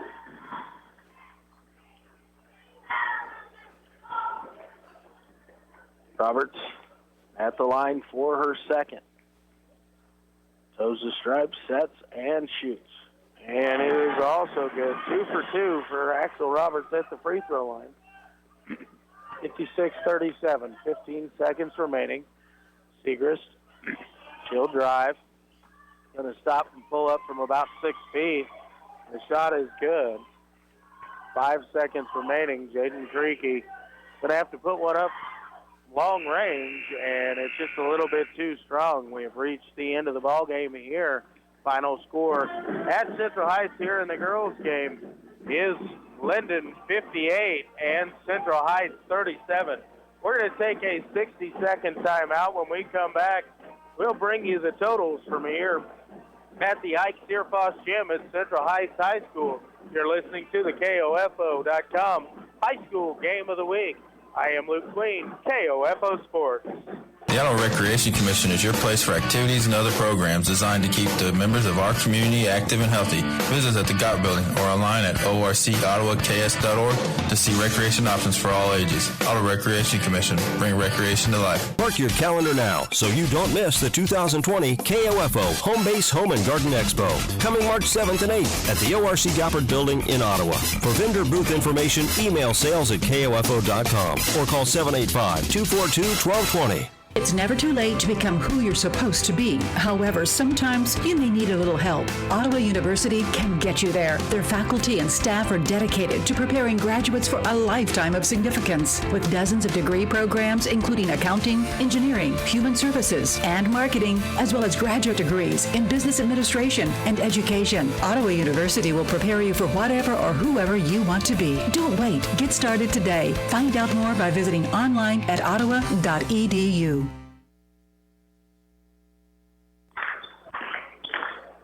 And welcome back here to Central Heights. At the end of the girls' contest, it was Lyndon 58 and Central Heights 37. It was just 12-8 after one quarter of play, but a big second quarter as Lyndon outscored the Lady Vikings by 16, 19-3 in the second quarter, and took a 31-11 halftime lead. Extended it out to 24 at 44-20 at the end of three, and won it by 19, going away there 58-37. Leading the way for Lyndon on the evening, it was Brooke Adelman. The senior had 16 points. Jolie Hauscher, the freshman guard, she chipped in with 14 points on the night, 7 points for Abigail Creaky and 6 points for Tegan Sturdy to lead the way for Lyndon. For Central Heights, it was senior point guard Abby Brown who led the way. What again? She had 17 points on senior night for Abby Brown, 6 points for Haley Reimer, 9 points all coming in the fourth quarter for Taryn Compton, 2 points for Addie Froggett and Axel Roberts, and 1 point for Taylor Christian. The Vikings finished the regular season with a record of 14-6, and finishing the regular season, Lyndon at 8-12. So I have to see the results of the other games in the Lyndon sub-state as far as the seeding goes, as the Central Heights girls clinging to the 6th seed right now. Lyndon with a possibility of maybe moving up to the 4 seed, but right now we're sitting at the 5 seed heading into tonight.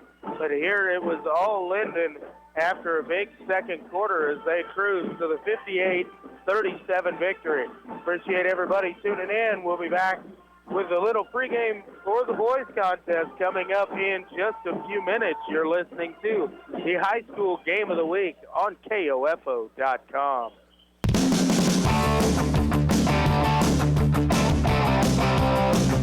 We hope you enjoyed this Game of the Week basketball broadcast on KOFO.com. Brought to you by Fusion Alley with Primetime Grill, Quality Structures Incorporated, Dinkle & Son Mortuary, Sutton's Jewelry, Advent Health Ottawa, and by Ottawa University, Kramer Pharmacy, the Ottawa Recreation Commission, Lamb Roberts Funeral Home, Kansas State Bank.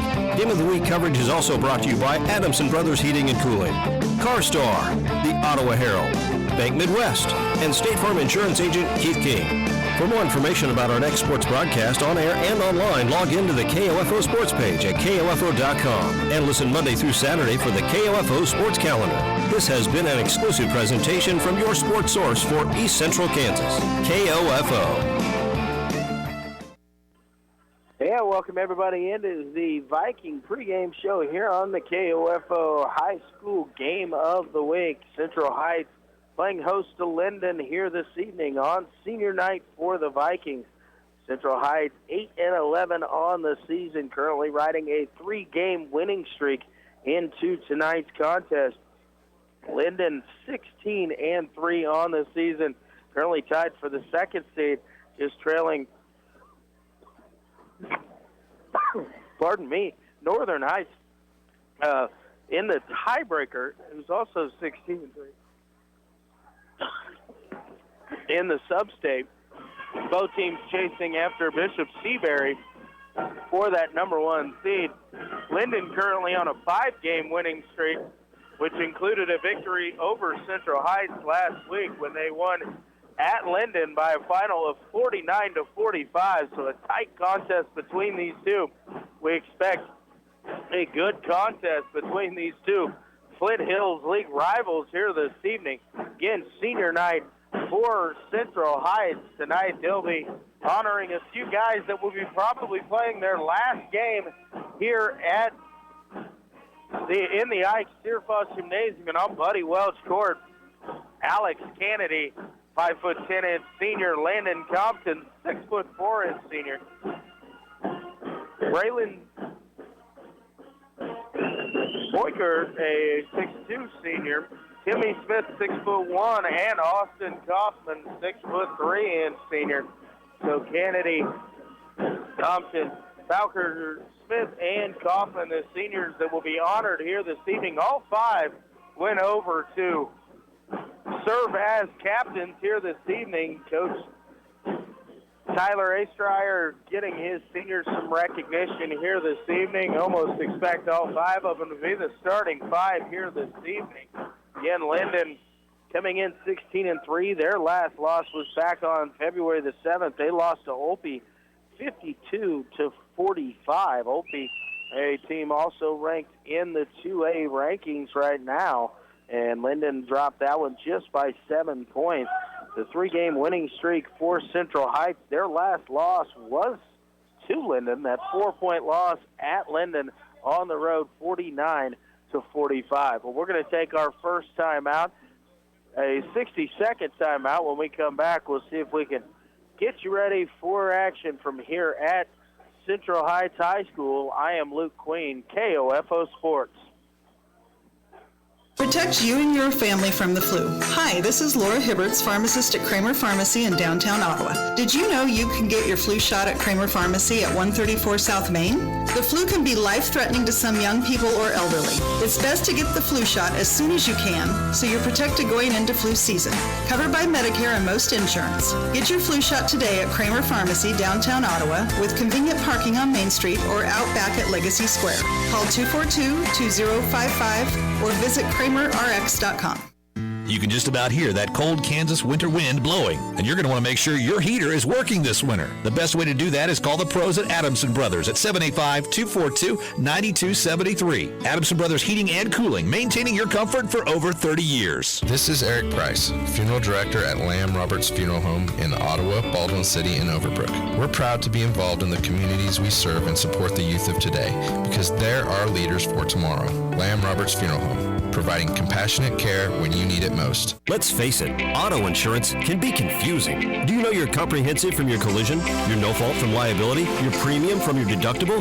After an accident is no time to find out that your definition of full coverage is actually different from what your policy says. Let local State Farm Insurance Agent Keith King explain auto insurance in terms you can understand. I'm State Farm Insurance Agent Keith King. Let's work together to be sure your vehicle has the coverage you need. Call and schedule an appointment today at 242-9435. Stop by my office at 111 South Main in Ottawa or visit online at keithking.net. Need a recap of the ball game? Subscribe to the Ottawa Herald for their sports page or visit online at ottawaherald.com. A 3-month subscription is only $31.13 plus tax, including internet access. Or get online for only $9.22 a month plus tax. Call 242-4700 or visit ottawaherald.com. Whether you're in the game or working around the house, injuries happen, but not all of them warrant a trip to the ER. For sprains, minor cuts, and less serious ailments, Advent Health Ottawa's Express Care Clinic can help. Open Monday through Friday, 8 a.m. to 6 p.m. Advent Health Ottawa, helping you feel whole. Visit adventhealthottawa.com. And welcome back here to Central Heights High School as we get ready for the boys varsity contest here this evening. The 8-11 Central Heights Vikings playing host to the 16-3 Lyndon Tigers here in a Flint Hills League matchup. And both of these teams could possibly see each other next week, depending on how the seedings fall out. And the Lyndon sub-state, Tigers playing host, and they are currently sitting in a tie for second place. The tiebreaker currently going to Northern Heights. So if Northern Heights falls, then and Lyndon is to come away victorious, they'll move into that 2 seed. 9 teams in the sub-state, so still trying to figure out exactly how it'll work out. If there will be a play-in game for the 8-9 in order to play the 1 seed, which is Bishop Seabury, who's ranked currently number 1 in Class 2A boys with just a couple losses on the year. Find out how those ball games all finish up. Everybody trying to play a little catch-up here in the late season as we had some games knocked away by the weather early on, including that game that was played between these two teams just last week. Central Heights lost 49-45 at Lyndon. That was a makeup game originally supposed to be played back on January the 10th. Lost that game, played it last week. We were scheduled to cover a couple games that night, so it just happened to be on the coin flip that ended up with Wellsville and Anderson County, so didn't get to see these two play last time. But a close ball game, and we expect a good one again here this evening between these two schools. Again, it's senior night here at Central Heights, honoring 5 Central Heights Vikings seniors: Alex Kennedy, Landon Compton, Braylon Boker, Timmy Smith, and Austin Kaufman, the 5 seniors for the Vikings, playing their final game here at the Ike Searfoss Gymnasium. One of the most unique gyms in the area for sure, with the dome here in the middle, the 4-way scoreboard. It is a special place here down at Central Heights, and I know these 5 will remember this night for a long time coming here. We expect a good back-and-forth battle between these two teams. Both teams are willing to run, but when they get down in the offensive end, in the half court, also are very patient when necessary and will work their offense and get a good shot. Lyndon averaging just over 53 points a ball game. They average 53.4 points per contest. Central Heights at 50.4, so both teams, again, we kind of expect to get up and down the floor. We expect a good defensive battle as well, as both of these teams will really lock it in. Central Heights, mainly a man-to-man defense team, is not afraid to go into a zone and force a team to try and beat it from the outside if they need to bog it down in the middle. Miles Kitzelman at 6'5", the big man in the middle for Lyndon. Really the tallest one out on the floor, but Austin Kaufman at 6'3", broad shoulder.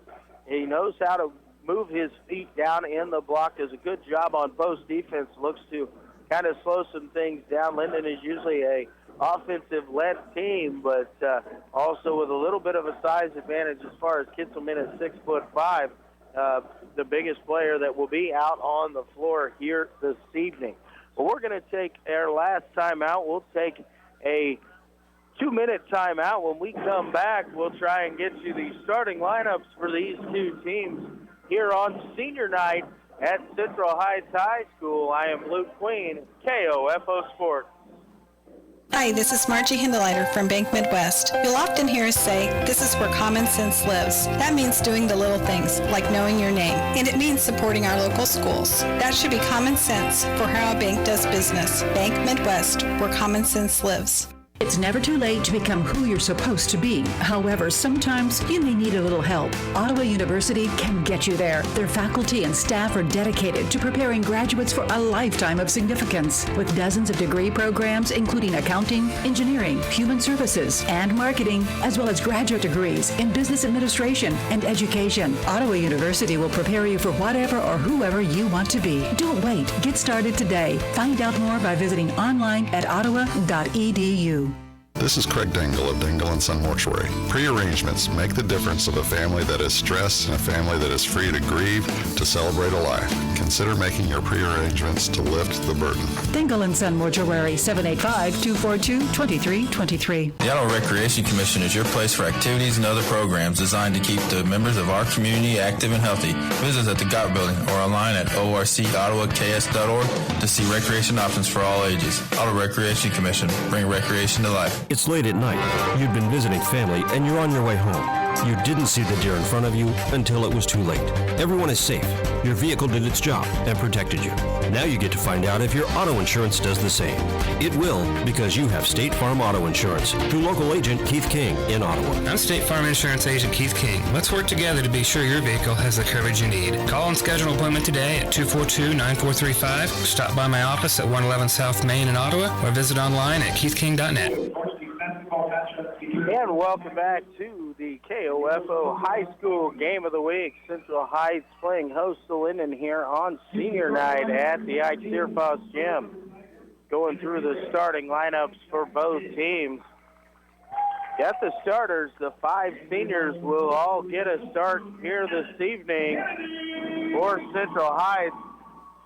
Senior, 5'10" senior number 3, Alex Kennedy. 6'4" senior number 14, Landon Compton. A 6'2" senior number 20, Braylon Boydker. 6'1" senior number 50, Timmy Smith, and a 6'3" senior number 55, Austin Kaufman. So the starters again for Central Heights: Kennedy, Compton, Boker, Smith, and Kaufman. Your starters there for Central Heights. Just learning as I'm sitting here across from the scorer's table, so just having to get the lineups as they come in here. For Lyndon, got one more player to announce here. Cannot find his number quite yet. All right. So the starters for Lyndon: 6'3" freshman number 0, Jackson Bigg. Number 14, a 5'10" junior, Luke Detweiler. 6'1" sophomore number 20, Toby Miller. 6'5" junior number 22, Miles Kitzelman. And a 6'1" sophomore, Darian Massey. So it's Bigg, Detweiler, Miller, Kitzelman, and Massey, the starting 5 for Lyndon. Again, the Tigers 16-3 on the year. Central Heights 8-11. The last regular season contest for each one of these two teams. Next week, they're in the same sub-state over at Lyndon. Possibility that they are working together there. Kitzelman able to get the opening tip, gets it back to Massey.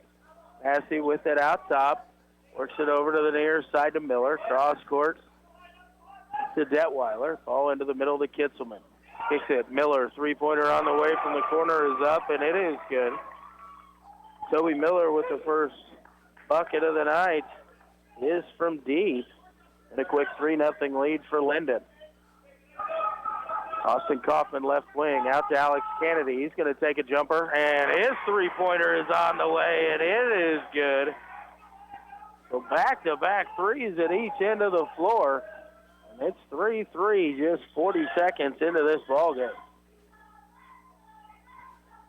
Out top, Massey, right wing. Now inside, they get Kitzelman on the baseline, dump and drive, and his reverse layup is up and good on the backdoor cut there Nice pass down into Kitzelman, and a nice job by the big man to make the move. Pass into Landon Compton. Shot up off the glass. Comes up just a little bit short. No good. The rebound taken away by Lyndon. Massey cross-court pass to Miller. Miller back to Massey. Down to Kitzelman along the short corner. Out to Miller. Now out top Biggs. Pass into the middle intended for Biggs. Tipped away there.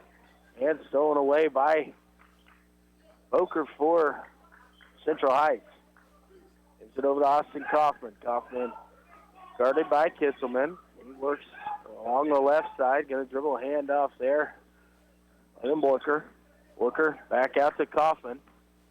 Dribble over, give it off to Alex Kennedy. Jared Crawford and Brady Burson set to check in here. The other two normal starters for Central Heights, along with Kennedy, Porker, and Kaufman. Kaufman has it, thought about a 15-footer. Going to go to work down on the block against Kitzelman. Up and under move, shot up off glass, no good. Porker there, stick back, rolls around the rim and out, no good. Whistle and a foul is going to go against Timmy Smith. It'll be his first and the first foul on the Vikings. So Brady Burson and Jared Crawford as Landon Kaufman, Compton, and Tim Smith will check out. Biggs gets it into Massey.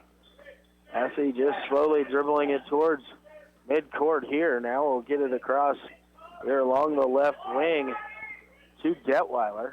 Now swung around, Massey right side, inside Detweiler. Shot up off the glass, rolls around and in. Detweiler, his first bucket, quickly 7-3 up front. Boyker 3 on the way, just a little bit short, no good. A rebound brought down by Kitzelman. His pass knocked away, but loose ball picked up by Lyndon. Massey across half court, kicks it right side Miller. Out to Kitzelman. Kitzelman, nobody picks him up. He's going to take the three. It's short. Long rebound brought down by Alex Kennedy. Kennedy slows it up as did not have numbers going back, did the Vikings. Crawford with it right side, out top Brady Burson. Over to Alex Kennedy. Kennedy back to Crawford right wing. He'll dribble it back out between the circles, reset the offense. Jared Crawford calls out for the motion set here. Kennedy to Kaufman. Kaufman with the high-low pass intended for Burson, and Brady Burson's going to be whistled for a foul on a push-off there. Second call going against the Vikings, the first on Burson. 7-3 here, 4:45 remaining in quarter number one. Massey across the timeline. Over to Biggs. Now to Miller. Cross-court pass taken away there. Braylon Booker. He's going to drive down the middle of the lane, put the layup up in, and nice move there by the senior. Gets the steal and the bucket. That's the lead down to 2, 7-5. Lyndon on top. Pass to Miller, almost again intercepted there. Swung back around as Detweiler thought about the drive. Now the pass is taken away. Walker again. He'll go up, whistle and a foul, and the shot just a little bit too strong as it rolls off the rim. Braylon going to go to the free throw line to shoot 2. Foul's going to go against Massey. That is going to be his first, and the first foul called against the Tigers.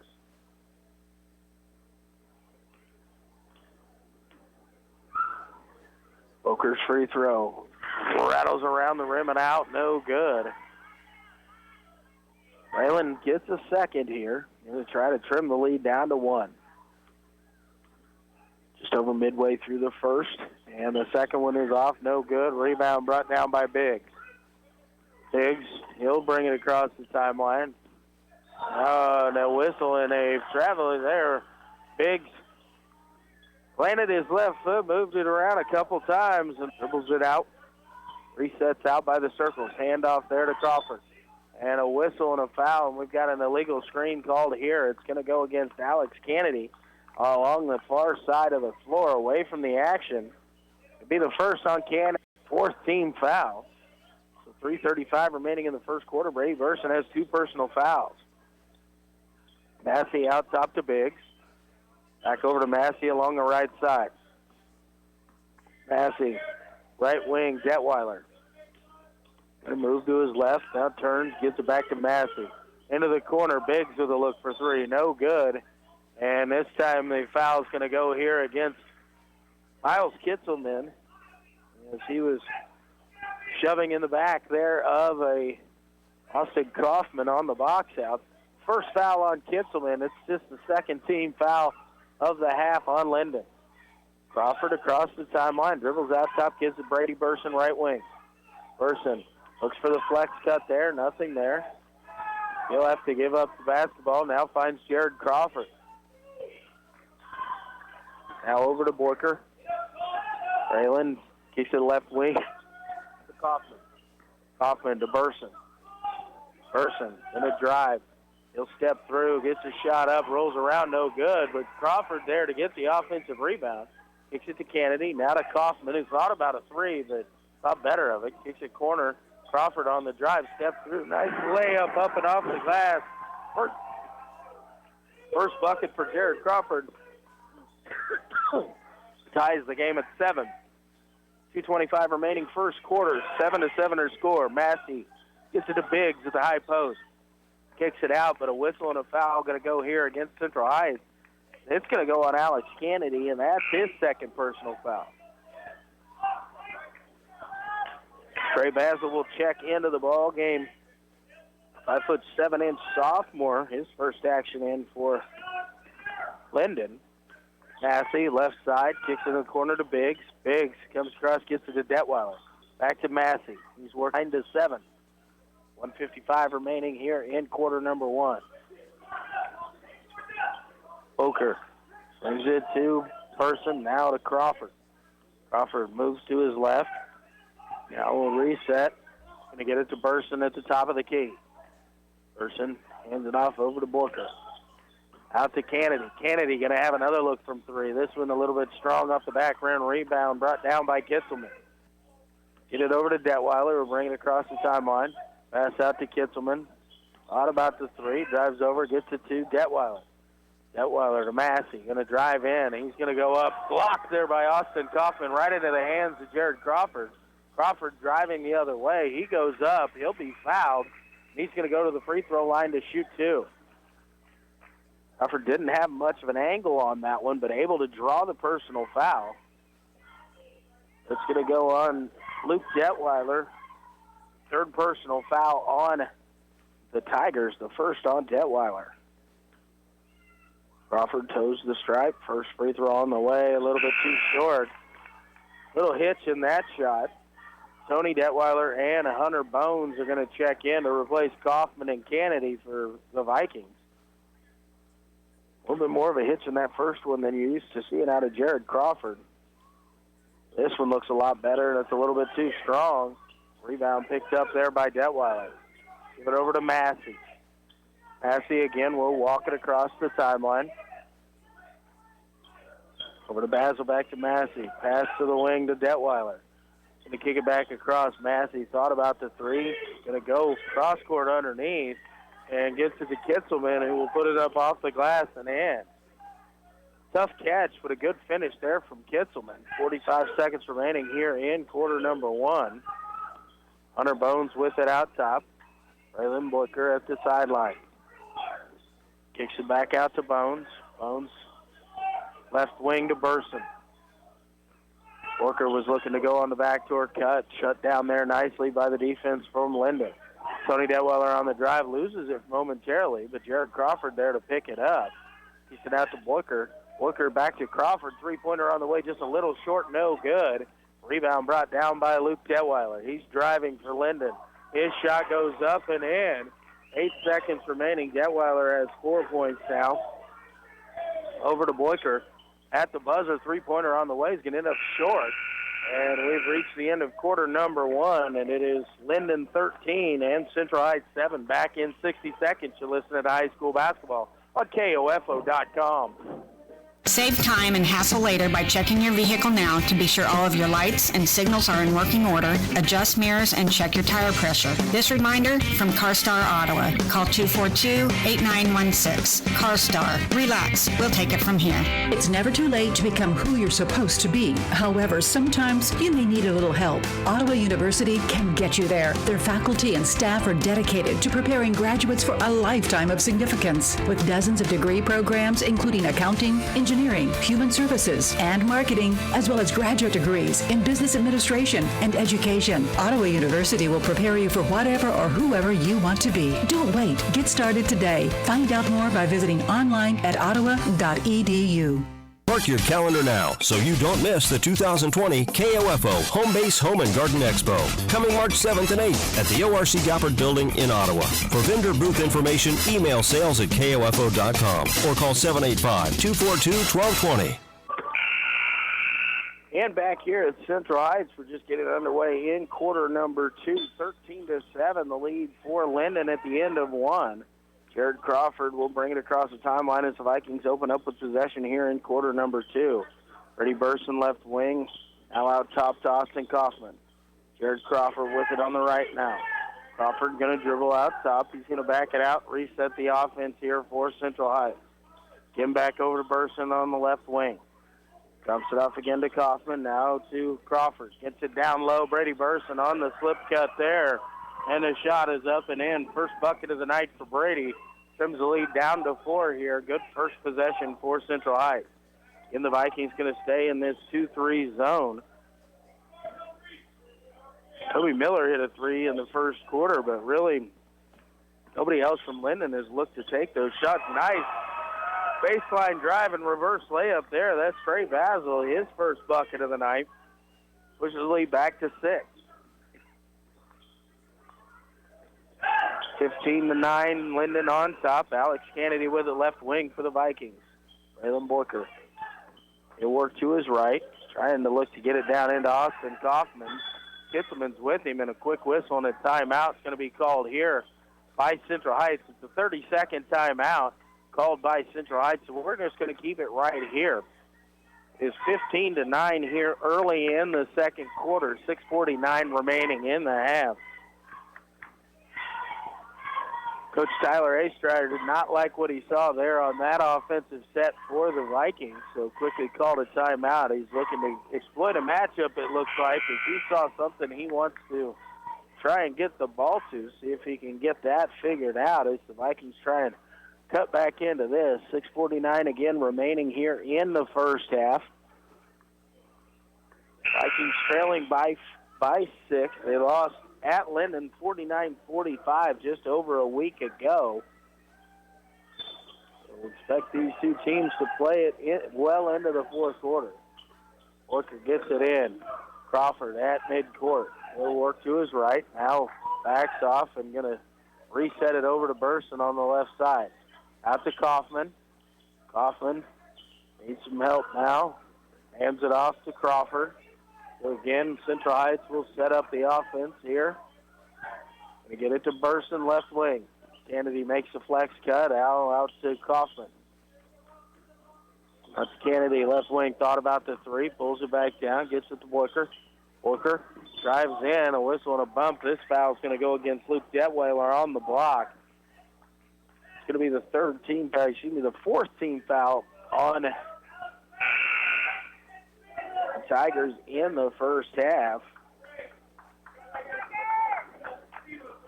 Central Heights has committed 5 first-half team fouls. Pass into Burson, back to Crawford in the right corner. Looks for a baseline cut, not there. Gets it to Kennedy, now back out to Crawford out top. Get it over to Braylon Boyker, right side. Get it to Burson. Eddie Burson. Kick it out to Austin Kaufman. Looking for a cutter here, not there. So Austin Kaufman gets by Kitzelman into the corner. Kennedy looked from 3, a little bit too strong. And the rebound pulled down by Miller. Miller, he'll bring it across the timeline for Lyndon. Now handed off to Massey. Massey kicks it over. Basil. Back to Massey. Working against the 2-3 zone here of Central Heights. Basil with it again, trying to get it to the short corner. Now out top Massey. Massey is 16-foot floater, no good. Burson able to get the rebound momentarily. Miller went in. Kaufman was there, gets the block, and it's right into the hands of Booker, who will get it over to Crawford. So a nice job, Austin Kaufman there. Burson had it momentarily. It was going out of bounds, tried to save it, and then A little bit too strong, right into the hands of Miller. Now the pass in, the high-low to Burson. His shot up and in, and Brady Burson going to go to the free throw line looking for the and one here. Foul is on Biggs, his first, the 15th foul of the half on Lyndon. Hunter Bones checks back in. Austin Kaufman going to get a breather here. Burson's free throw, high arcing free throw is in. Brady Burson now has 5, and the lead is just 3, 15-12. 4:50 remaining here in the first half. Central Heights going to extend the defense a little bit, and Toby Miller exploits it there as he goes back door. Gets the easy 2 for Lyndon. Pushes the lead back out to 5. Alex Kennedy along the right wing. We've got a whistle and a timeout called here. As looks like Jared Crawford got scratched there. He's got some blood, so he's going to have to be replaced as they get him bandaged up real quick. Tony Detweiler going to check in. So Crawford's going to have to check out here momentarily. Detweiler, right wing, out top Brady Burson. Left side Boyker, going to get it down. Detweiler, nice move along the baseline. Shot up off the glass is in. Tony Detweiler, his first bucket of the night, gets the lead back down to 3. Pass to Kitzelman, kicks it back out. Basil will get it to Biggs. Inside Kitzelman, tough pass, good catch by Kitzelman off the nice speed there from Biggs. So back and forth between 5 and 3 we've gone here in the last few possessions. Hunter Bones out top. Boyker gets it over to Kennedy. Kennedy to Bones. Left wing. He'll dribble it back out between the circles. Now works to his left. Kicks it back out to Kennedy.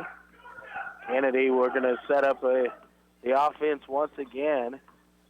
Pass over to Boyker, deflected. It'll go out of bounds, but stay with Central Heights. And Jared Crawford comes sprinting back over to the bench. Got him a new uniform here, so Jared Crawford is now going to be number 4 in your scorebook. You got a whistle and a foul to be on the floor. It's going to be team foul number 6 here. The foul's on number 22. That's Kitzelman, his second. 16 foul of the first half on Lyndon. Kennedy gets it into Burson. Out to Detweiler, now back to Bones. Hunter Bones has a look from 3, and it's pure. Nice shot there from Hunter Bones. That's the lead to 2 with that 3. It's 19-17, 3:15 remaining here in the first half. Massey walks it across the timeline. Over to Miller along the right side, back to Massey. Into Miller. They're looking to try and get it to Kitzelman at the high post. But covered up nicely there by Central Heights. Now Kitzelman will get it along the right wing, out to Massey. Going to get it to Biggs in the corner. Biggs, a little bit of a drive, kicks it over to Basil. Thought about the 3, now cross court to Massey. Biggs, 12-footer from the middle of the lane, no good. Kitzelman able to get the rebound. Step-through move, shot up off the glass is good. Miles Kitzelman now has 10 to lead the way for Lyndon. Lead it by 4, 21-17. Alex Kennedy out top, looking for someone to come out and pass it to. Now Brady Burson pops out. High-low pass intended for Hunter Bones, and he's fouled. That's going to go on Biggs. That'll be the second on Biggs, the 17th foul. So Hunter Bones going to go to the free throw line to shoot a 1-and-1.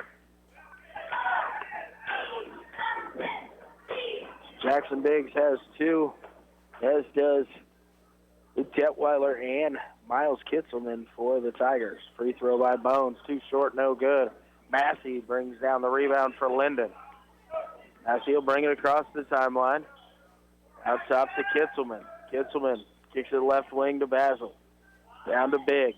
Biggs out top Massey. Miller right wing. Cross court Basil. And they're trying to get that ball to the high post. Central Heights just will not allow them to do so. Pass across. Basil going to try and drive baseline. We got a whistle and a little hand check foul here is going to be called on Braylon Boyker, his first personal foul, the 16th foul on the Vikings. So still No free throws. Jared Crawford checks back into the ball game here for Central Heights. Again, he's wearing number 4 as he had to change jerseys out with blood on that one. Crawford now picks it away on the pass intended for Kitzelman. He's going to the rack. Shot no good, but Boyker there for the rebound. Able to save it in and get it into the hands of Alex Kennedy. Kennedy back to Crawford. Boyker in the corner. Thought about the 3. Kicks it out to Kennedy. Owns another look from 3, this time from the left wing. No good. And Burson able to get the rebound. He goes up strong. No good. And the rebound tipped out. Darian Massey comes away with it for Lyndon. Massey works along the left side. Crawford tried to come in from behind, picked that away. Massey tosses it back out. Toby Miller chases it down. Kitzelman, left wing. He's going to put up a long 3 on the way. It is up and good. Nobody stepped out to pick up Kitzelman. Pushes the lead out to 7 with that 3. Kitzelman with the soft touch for the big man. Kennedy, right wing over to Crawford. Out top to Bones. Now Boyker. Looking to try and get it inside. Central Heights swings it around. Another look from Kennedy for 3. This time rattles around the rim and out, and the rebound brought down by Toby Miller. Gets it up, Massey. Thought about the 3. Dumps it inside to Kitzelman. A little bit of contact there. Kicks it out. Biggs puts up a 3. It's short. And he tries to get it to Boyker on the run out. Burson did. But it was a little bit behind him, right in between him and Kennedy. And they had a little bit of miscommunication as it'll go out of bounds and stay with Lyndon. 39 seconds remaining here in the first half. Basil gets it back to Massey. Looks like Lyndon's going to pull it out, and they're going to play for one shot. Tigers have a 7-point advantage here, 24-17. We roll under 30 seconds remaining, and it definitely looks like Lyndon will hold for the last shot. Central Heights kind of in a 3-2 zone here as they sit back and wait here. 10 seconds now. Massey over to Miller along the right side. Biggs going to come set a screen. Massey rolls out of it. Going to get it down into Biggs inside. He ball fakes. Shot goes up, no good. And a rebound brought down by Jared Crawford as we reach halftime. The score at the half is Lyndon 24 and Central Heights. You're listening to high school basketball on KOFO.com. Let's face it, auto insurance can be confusing. Do you know your comprehensive from your collision, your no-fault from liability, your premium from your deductible, dine, entree, and food? So instead of going through all the other letters, the only ones you really need to remember are PTG, Primetime Grill. Primetime Grill at Fusion Alley is the new and exciting lunch and dinner destination in South Ottawa. Enjoy juicy burgers, specially prepared Kansas cuisine, delicious desserts, and your favorite drinks. And with 42 screens, you'll understand why game time is primetime. Primetime Grill at Fusion Alley, where it's always good, clean fun and food. America is kept safe because the Army National Guard responds, protects, and supports our nation when it needs them most. The Army National Guard responds to disasters such as wildfires and floods. They protect us with missile defense, cybersecurity, and civilian support teams for chemical, biological, and radiological hazards. Be there for your community and your country. Visit NationalGuard.com to learn more about part-time service. Sponsored by the Kansas Army National Guard. Aired by the Kansas Association of Broadcasters and this station. Only 0.5% of all high school student athletes play basketball in college. But all 100% of them become adults. That's why playing basketball on their high school team is so important. High school athletes learn life lessons that help them grow up. Lessons that can't be taught in the classroom and often aren't taught at home. This message presented by the Kansas State High School Activities Association and the Kansas Interscholastic Athletic Administrators Association. And welcome back to here at halftime of the KOFO.com High School Game of the Week. A little bit of feedback coming from the microphone across the way. I hope that wasn't too loud on there. But at halftime here, the 16-3 Lyndon High School Tigers lead over the 8-11 Central Heights Vikings by a score of 24-17.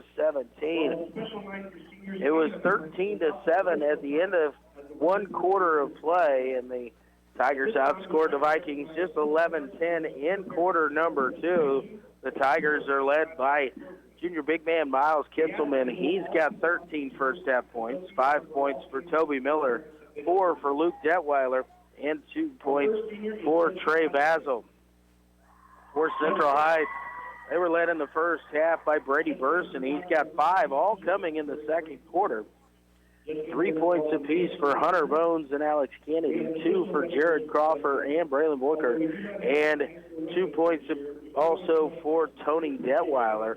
But at the half, it is Lyndon 24 and Central Heights 17. A little bit of foul trouble in the first half. A couple players with 2 fouls apiece, Alex Kennedy and Brady Burson with 2 fouls each for Central Heights. 2 fouls for Jackson Biggs, Luke Detweiler, and Miles Kitzelman for Lyndon in the first half. Nobody picked up foul number 3 as all the players continued to be out the floor after picking up fouls number 2, but did not pick up number 3. So smart job there by all those players. They played well defensively continuously, but just did not commit that foul. But it is Lyndon 24 and Central Heights 17. We're going to take another timeout. When we come back, we'll have more from here at Central Heights. You're listening to high school basketball on KOFO.com. More than 7.7 million American teenagers participate in high school sports every year, including about 103,000 here in Kansas. They're all learning essential life lessons, like the importance of hard work, time management, and self-discipline, skills that are helping them become better leaders and more active, responsible citizens. This message presented by the Kansas State High School Activities Association and the Kansas Interscholastic Athletic Administrators Association. What is radon? Home exposure to radon gas is the leading cause of lung cancer death in the United States for non-smokers. In Kansas, 1 in 4 homes will test at or above the EPA action level. The Surgeon General recommends all homes be tested and fixed if necessary. To test your home, check with your local agricultural extension office for an inexpensive home test kits or find a certified professional per Kansas state law to test during a real estate transaction.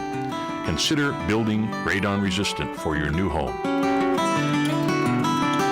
Call 1-800-693-5343 or visit kansasradonprogram.org for more information.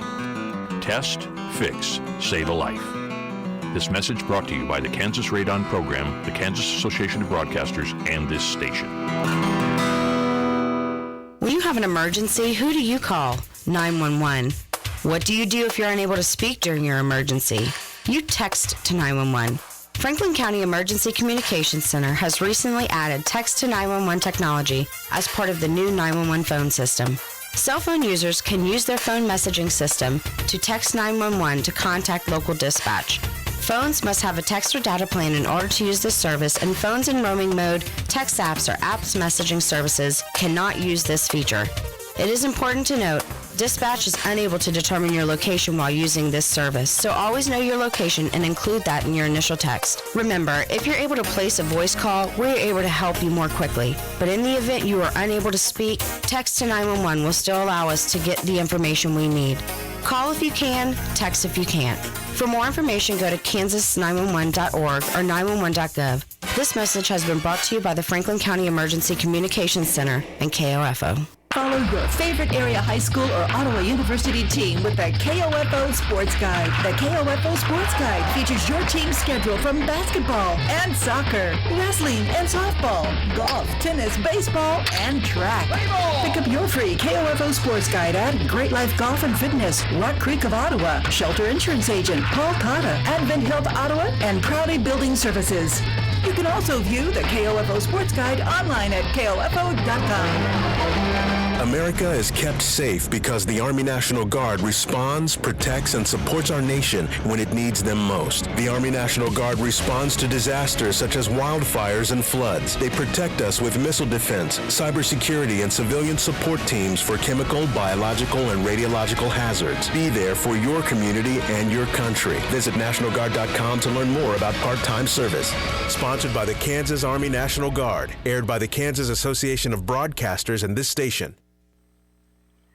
And welcome back here to the Viking halftime show of this KOFO.com high school game of the week. At halftime here in the boys varsity contest, it is Lyndon 24 and Central Heights 17. It was a 6-point game at the end of one quarter. Lyndon outscoring Central Heights 11-10 in the second to have the 7-point halftime lead. Central Heights currently is honoring its senior basketball players and cheerleaders, dance team members, band members here this evening.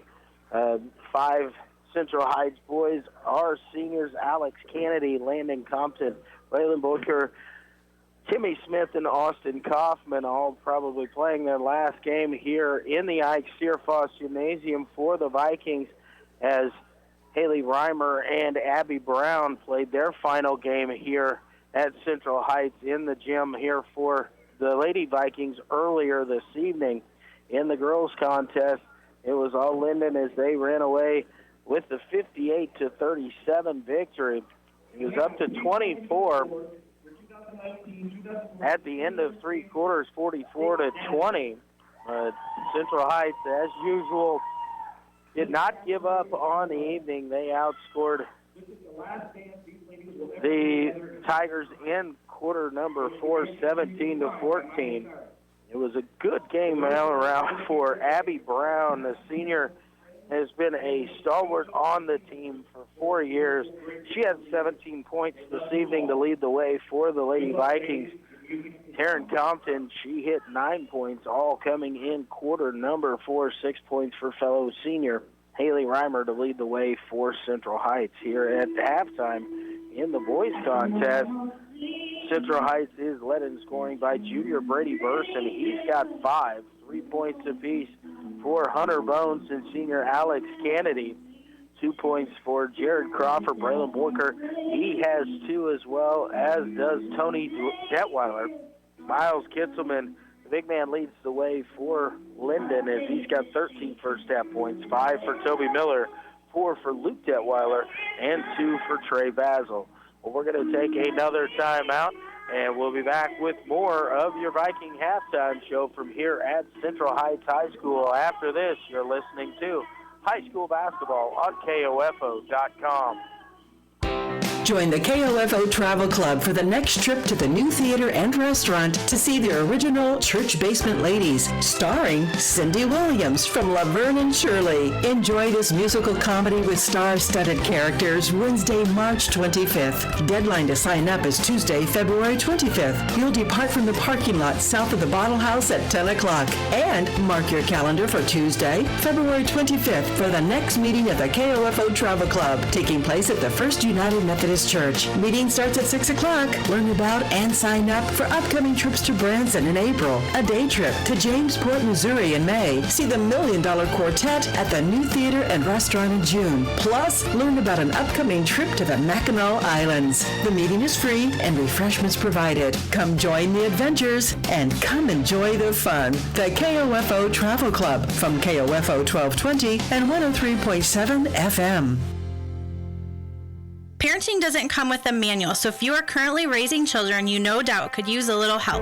Whether you have a child who is potty training, a strong-willed 5-year-old, colicky newborn, or rebellious teen, Life Care Center of Ottawa offers free parenting education to any parent of any age child. Not only that, while you are learning, you are also earning the resources you need to help care for your children, all at no cost to you. Call us today at 785-242-4500 to start becoming the mom or dad you were designed to be. What is radon? Home exposure to radon gas is the leading cause of lung cancer death in the United States for non-smokers. In Kansas, 1 in 4 homes will test at or above the EPA action level. The Surgeon General recommends all homes be tested and fixed if necessary. Visit kansasradonprogram.org for more information. Test, fix, save a life. This message brought to you by the Kansas Radon Program, the Kansas Association of Broadcasters, and this station. This is Casey Brady, Director of Communications for Franklin County with your Franklin County reminders. Car tags and tax renewals are due in the month of February for residents with last names that begin with the letter A.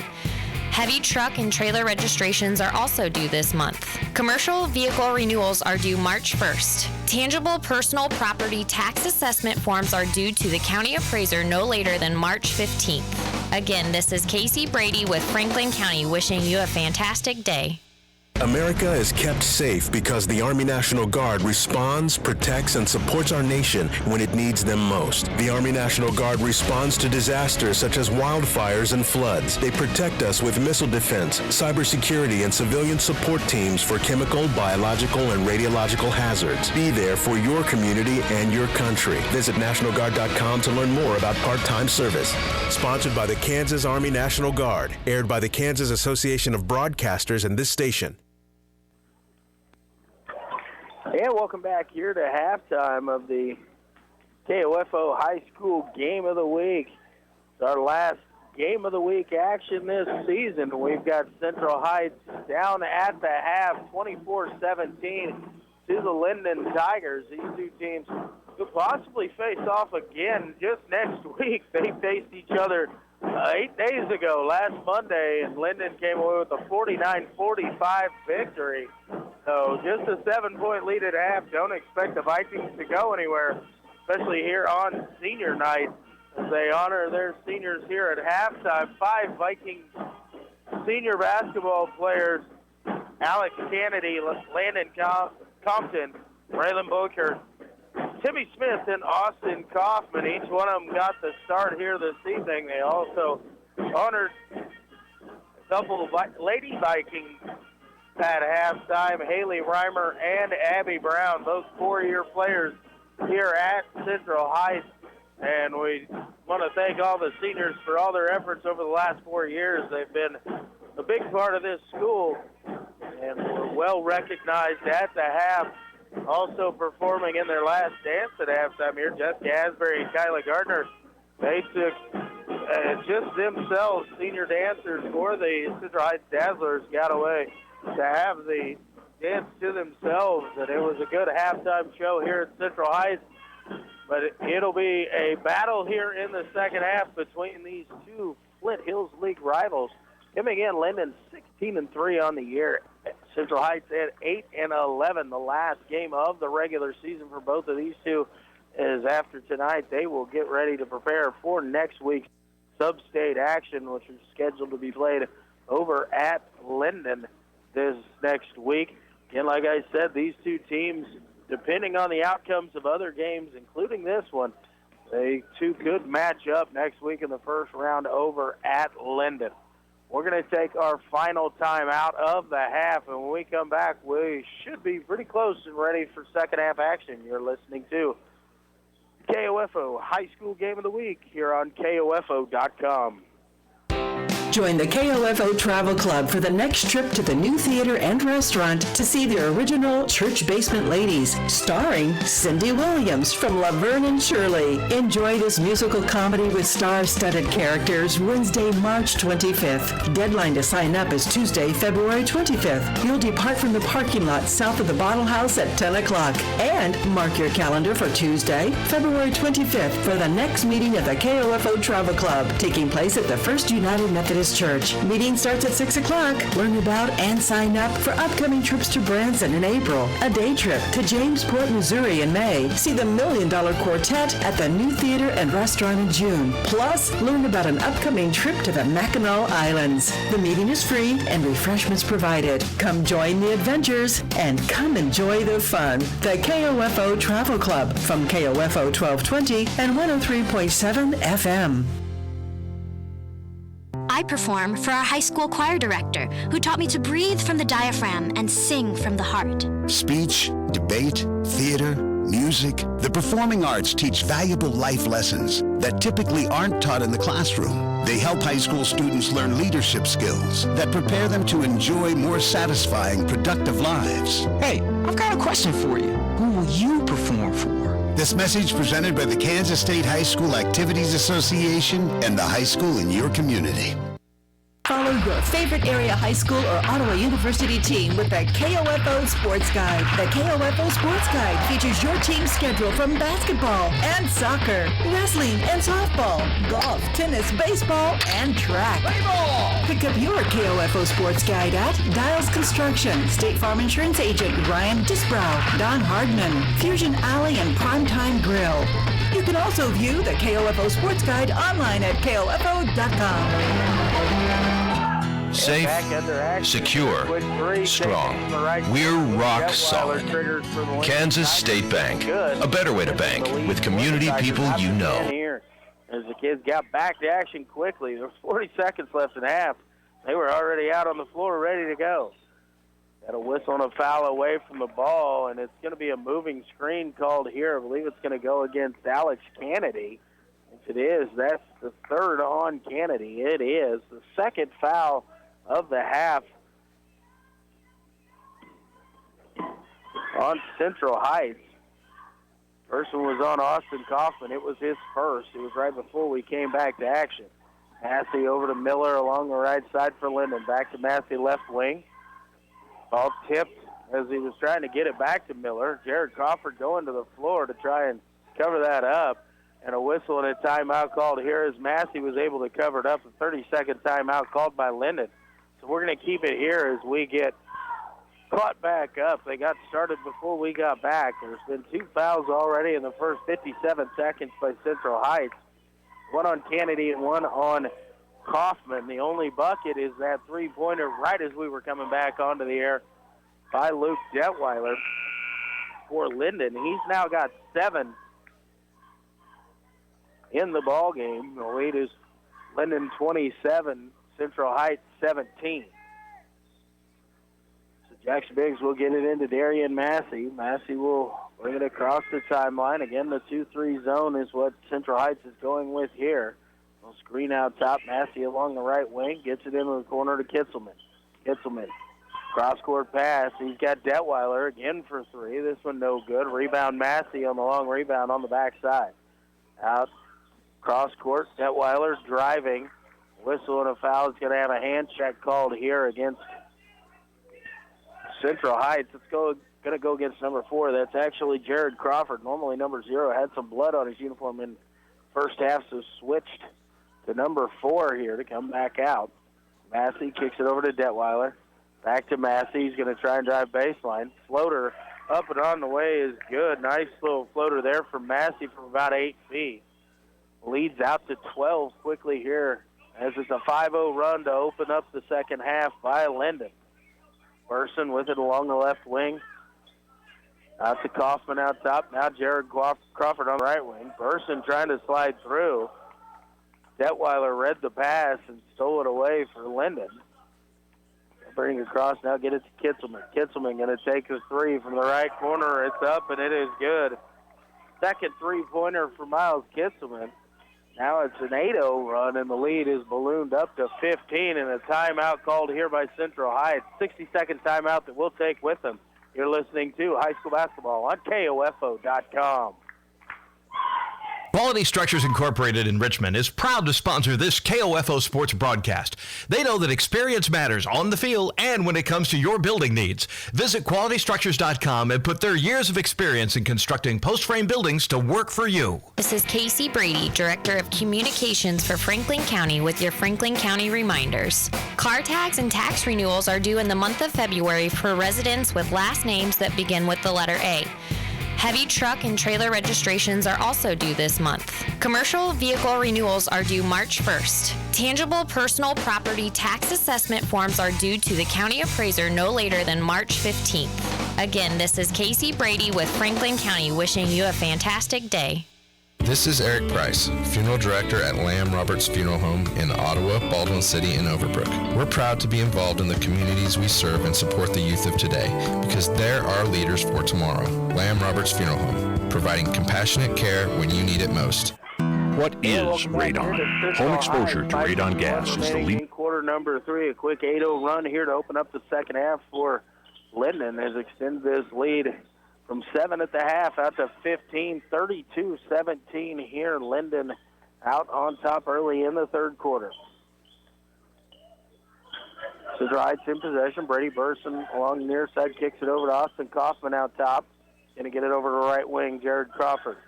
Crawford gets it in to Boyker. Boyker pass a little behind him. He's able to pick it up, tries to get it out to Kennedy. Taken away by Massey. He'll go on the drive. Shot is up and a whistle, and they're going to call a blocking foul here on Alex Kennedy, and it's going to be his 4th personal foul, and that's going to send Darian Massey to the free throw line to shoot 2. That is a 4th team foul here in the half on the Vikings. Massey's first free throw is on the way, and it's good. Hunter Bones going to check in. He's going to replace Kennedy. Kennedy with 4 personal fouls might have to sit a while. Massey extends the lead. Again, the second free throw, and it's now a 10-0 lead. 10-0 run to open up the half. Crawford across the timeline, gets it over left wing, Hunter Bones. Looks inside to Burson, covered up nicely by Lyndon. Into the corner, pass down low, intended for Kaufman. And Detweiler deflected it away, then tried to save it, but was out of bounds before he got his hand on it to keep it in play. So Trides maintains possession underneath their own basket. Boyker, corner. Thought about the 3. Now he's going to go on a drive. Floater up off the glass. Nice move there by Braylon to halt the run. And the lead back down to 15, 34-19. Miller with it. Left wing out to Massey. Gets it to Kitzelman at the high post. Left wing again. Miller, another look from 3. This one no good. Crawford brings down the rebound for Central Heights. Crawford will bring it across the timeline to Boyker, right side. Braylon on the drive. No whistle before the shot. Nice take there by Boyker. No good. First foul of the second half on the Tigers is going to go against Detweiler, his 3rd. Heights gets it in. Burson looking for Kaufman, taken away by Kitzelman. He goes the other way. The layup up is good. Miles Kitzelman now has 18 points. The lead back to 17 at 36-19. Crawford working out top, right side over to Hunter Bones. Flex cut there. Now the pass to Kaufman. Kaufman to Boyker. Boyker into the corner. Bones has a look from 3. Short, no good. Rebound brought down by Massey. Massey going to try and kick it up to Kitzelman. It somehow is able to get through. Kitzelman over to Miller. Shot off the glasses in, and a whistle and a foul going to be called here. Braylon Boyker. The second personal foul on Braylon. Detweiler going to check in here for Central Heights. He'll replace Boyker. 15th foul of the half already on Central Heights. Toby Miller, first free throw, no good. We've got a whistle and a lane violation here. Miller's got a little bit of a hitch there. Kitzelman and Burson both about fell in, and Burson did fall into the lane too early. So second chance for Miller, and this time the free throw is good. Basil will check into the ball game. He's going to replace Miller, who checks out with 8 points. Lead is up to 20. It's a 15-2 run here by Lyndon to open up the second half. Jared Crawford across the timeline. Gets it over to Tony Detweiler. Out top, Brady Burson. Looks for the lob, covered up nicely by Lyndon. Out to Bones. Now swung around the top, Detweiler. Crowman at the high post. Down to Burson. Burson's going to go up, and he's fouled on his way up. Brady Burson was strong with that one. The whistle and the foul going to go against Lyndon. Their second team foul of the half. The foul is on Jackson Biggs, his third. Brady Burson toes the stripe. First free throw on the way. Just a little short front rim, no good. Quickly, Miller back into the ballgame as he'll replace Biggs in those three personal fouls. Second free throw on the way. This one is good. Burson makes one of two. He now has 6 points for Central Heights. Basil back to Massey, out top. Massey to the left wing to Detweiler. Cross court, Basil. Thought about the three to Massey. To Detweiler. He's going to look to drive baseline. Cut off there. Cross-court pass. Finds Basil. Over to Massey as they working around the top of the key. Kitzelman. He'll have another look from three. This one off the rim. No good. Rebound's going to be chased down by Trey Basil in the corner. So Lyndon will have another shot on the offensive end. Kitzelman down to Miller. Miller tries a cross baseline pass there. Deflected by Central Heights and out of bounds. Jared Crawford able to get a hand in there. Boyker going to check back into the ballgame to replace Crawford. Massey to trigger it in, gets it in to Miller. Back to Massey. Gets a screen from Kitzelman to roll out top. Kitzelman into the corner. Covered up there by Brady Burson. Kitzelman. Cross-court pass is right. He snuck that into Miller, who made a nice cut along the baseline. He'll be fouled as he went up. The foul's going to go against Hunter Bones for Central Heights. His first, team sixth. Miller at the free throw line to shoot two. First one rolls around the rim and in.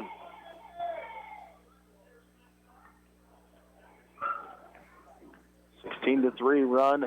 Miller looks to make it 17-3. Again, rattles around the rim and in. It is a 17-3 run here in the first 5 minutes plus of the second half. 21-point Lyndon advantage now. Boyker on the drive, shot up, no good. Braylon able to get the offensive rebound. Stick back is up and in, and a whistle and a foul is going to send Braylon to the free throw line to shoot the and one.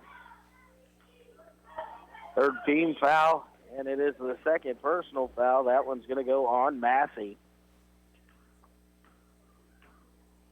Braylon Boyker at the free throw line, shot no good. Miles Kitzelman with the rebound for Lyndon. Gives it to Massey, down in the corner, Detweiler. Back to Massey. Into Kitzelman, kicked out. Basil with a look from three, no good. The tip is up and in. We're going to give credit on that bucket to Luke Detweiler. He just tipped it as he tried to tip it away from Hunter Bones. He tipped it, and it went up, rolled around the rim and in. Boyker driving baseline, pull up from about 10 feet short, no good. Massey brings down the rebound. Massey looks to push it across half court, gets it to Detweiler along the left wing. Back out to Massey. Detweiler again. Cross court. This pass will be deflected, and Hunter Bones tried to save it but unable to chase it down. It'll go out of bounds there. Bones went after it the right way, got the hand up there, but it was just a little bit too far out of his reach as he was deflecting it and unable to keep it in bounds. Massey to Basil along the right wing. 1-3-1 coming out this time for Central Heights into the corner to Miller. Miller thought about the three, now he'll kick it back out. Detweiler works to his right, gets it to Massey, over to Basil. Into the corner, Kitzelman. Cross-court pass. Detweiler has another look from three, on the way is good. Luke Detweiler, his second three of the quarter. He's got 8 in the quarter and 12 for the game. The lead quickly gets up to 24. Boyker gets it over to Kaufman. Kaufman dribbles it back out. Now gets it over to Detweiler. Tony Detweiler. He'll dribble out top. Work into the right. Gets it over to Braylon Boyker. Boyker. Brady Burson. Thought about the high-low. It was covered up there.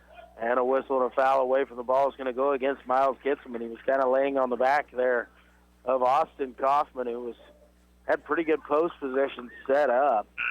Be the fourth team foul. It's the third on Kitzelman. Timmy Smith and Landon Compton back into the ball game here for Central Heights. Checking in Nick Brooker for Lyndon. All in intended there for Compton. A whistle and a foul as Miller will be called for this foul in the inbounds. It'll be the 15th foul of the half and the first on Toby Miller. Again, Boyker to trigger it in, looking for Smith. A little behind him. Detweiler went on the drive, and sliding in to take the charge there is going to be Brooker. First foul on Tony Detweiler. It is the 16th foul on the Vikings. 17th foul on the Vikings. And no free throws, though, as it was on the offensive end. Detweiler thought about the three, then kicks it back out to Massey. Swinging it around Miller in the corner. Now Basil's going to step in cross court again to Detweiler. Thought about the three, goes in, left-handed shot up off the glass, no good. Basil, smallest man on the floor, gets the rebound, kicks it back out. Detweiler pulls up from about 15 feet, and the shot is up and in. 48-22, 8 seconds remaining here in the quarter. Boyker puts it along the right side with 5. Count it down, 2 seconds. Boyker's three-pointer on the way is no good. We have reached the end of quarter number 3, and it is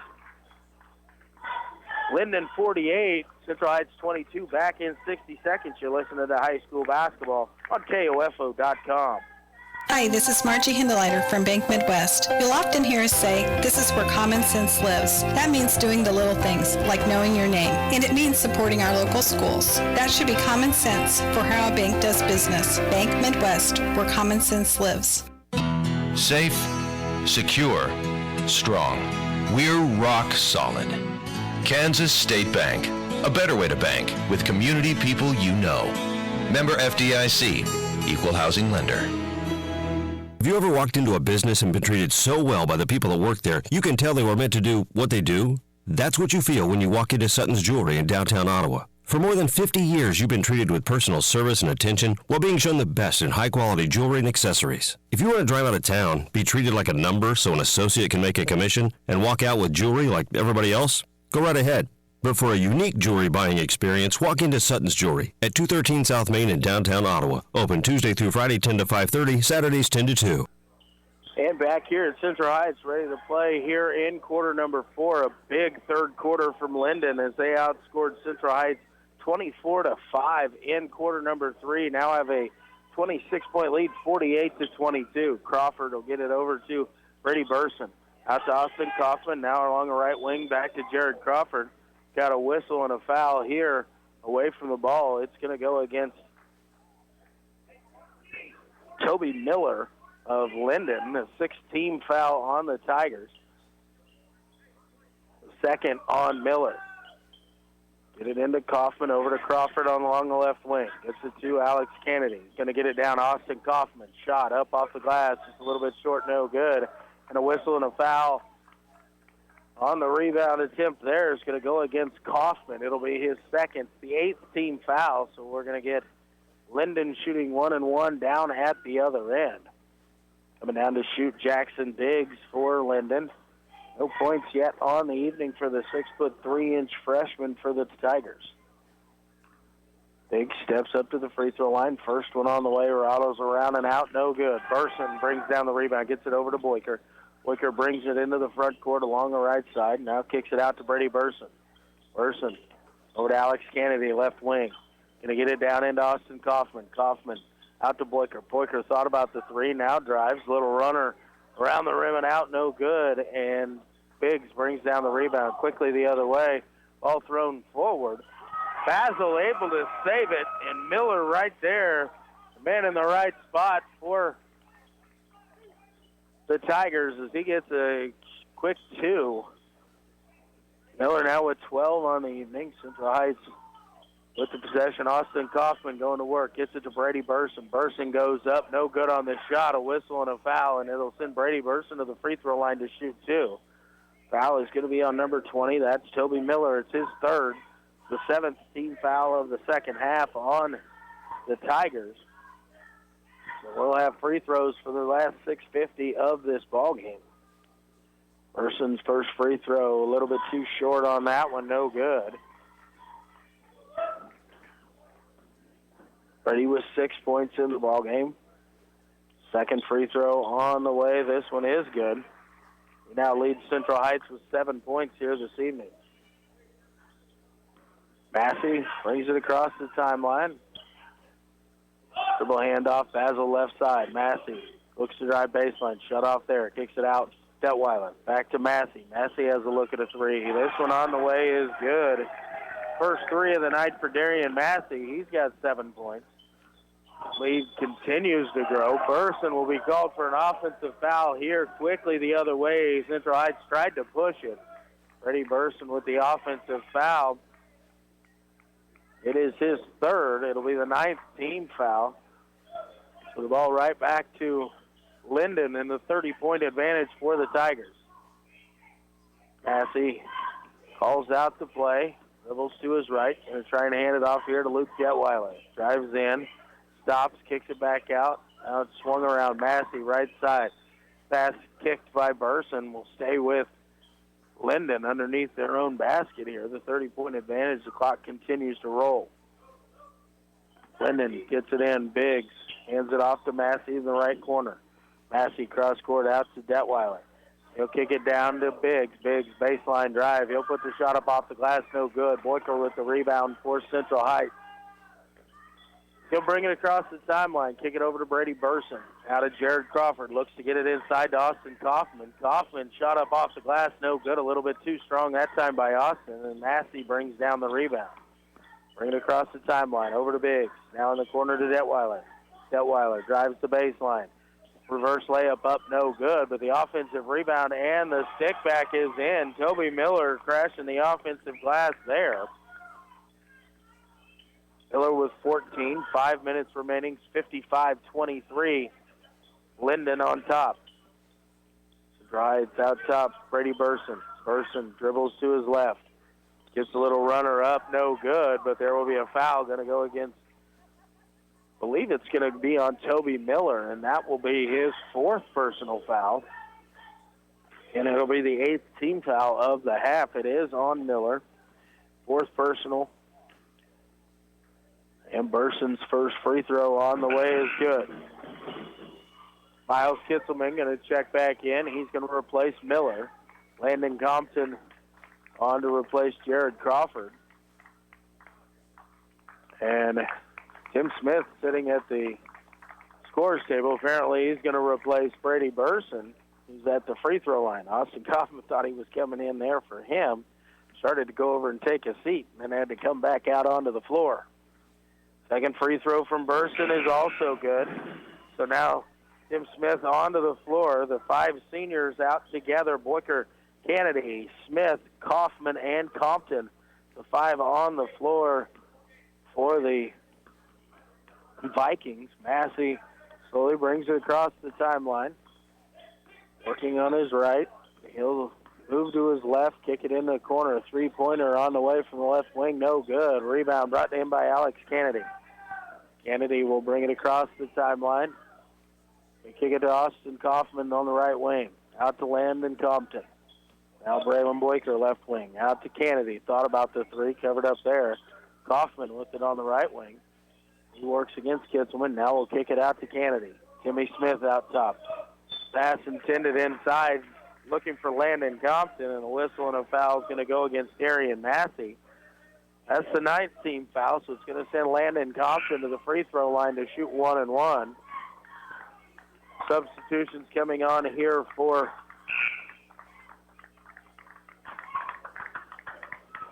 Lyndon. See if I can get this last number there. Checking in for the first time is Andrew Hardy. Number 3, number 11, Jesse Stevics, and number 15, Ryan Bones. Landon Compton, first of 1-and-1, no good. Austin Kaufman with the offensive rebound. He quickly flips it back up and is hit on the arm, so Kaufman will go to the free throw line for a 1-and-1 opportunity. I take that back. He'll go to the line to shoot 2, as that's the 10th team foul. Also checking in there was Evan Fireburn, number 12. The foul was on Fireburn. Free throw by Kaufman is good.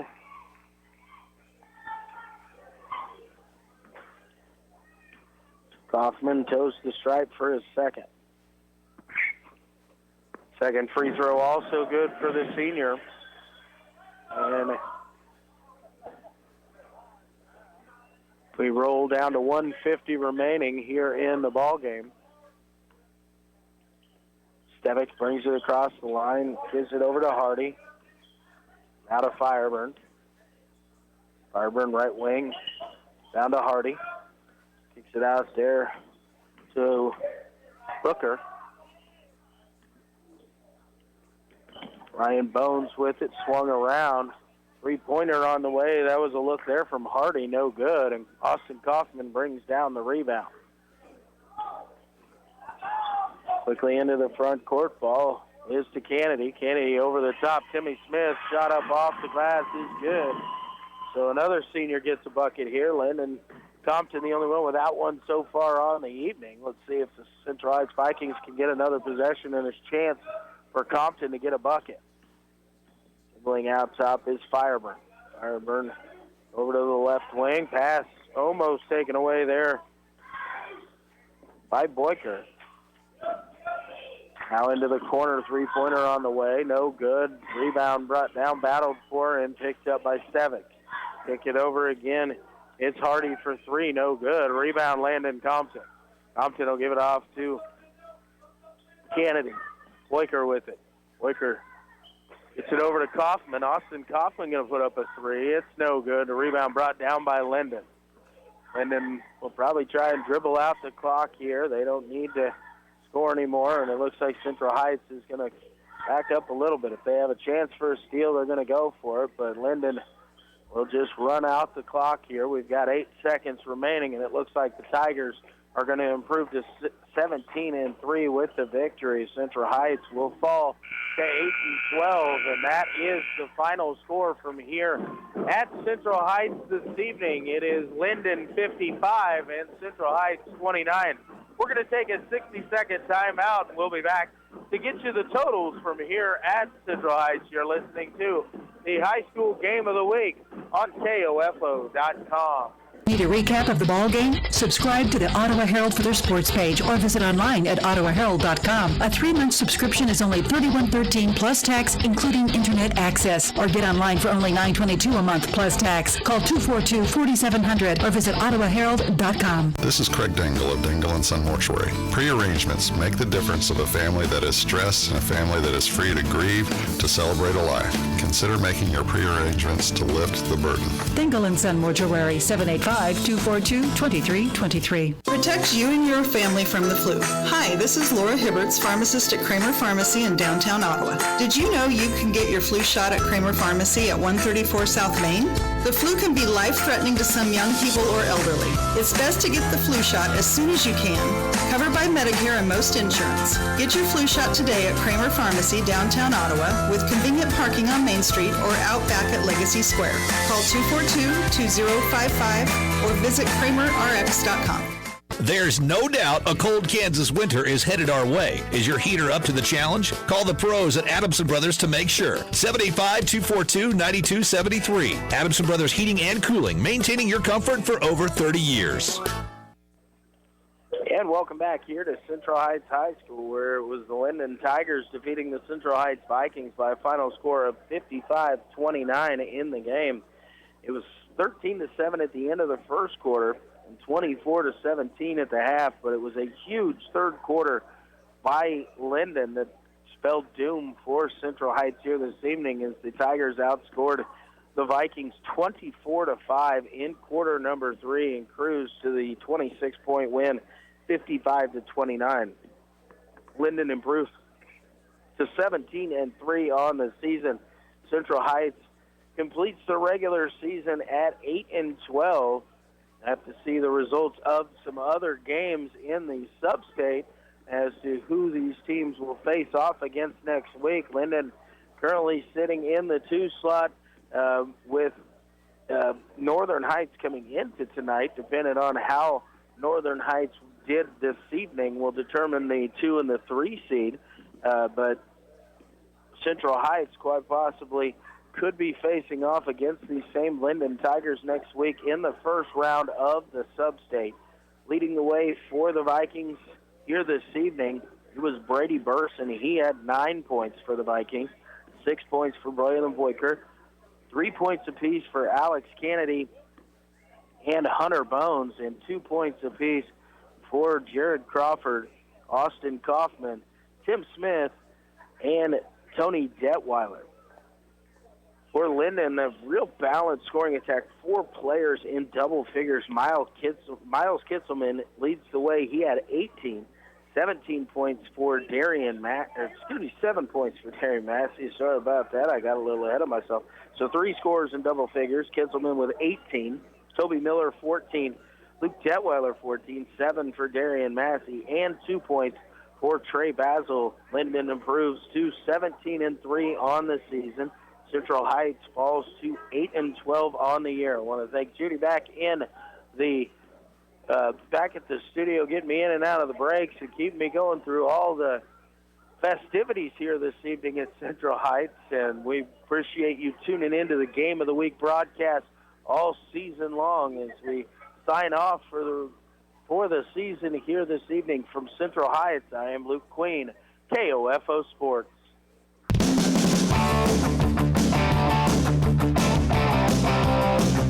We hope you enjoyed this Game of the Week basketball broadcast on KOFO.com. Brought to you by Fusion Alley with Primetime Grill, Quality Structures Incorporated, Dinkle & Son Mortuary, Sutton's Jewelry, Advent Health Ottawa, and by Ottawa University, Kramer Pharmacy, the Ottawa Recreation Commission, Lamb Roberts Funeral Home, Kansas State Bank. Game of the Week coverage is also brought to you by Adamson Brothers Heating and Cooling, CarStar, the Ottawa Herald, Bank Midwest, and State Farm Insurance Agent Keith King. For more information about our next sports broadcast on air and online, log into the KOFO Sports page at KOFO.com and listen Monday through Saturday for the KOFO Sports Calendar. This has been an exclusive presentation from your sports source for East Central Kansas, KOFO.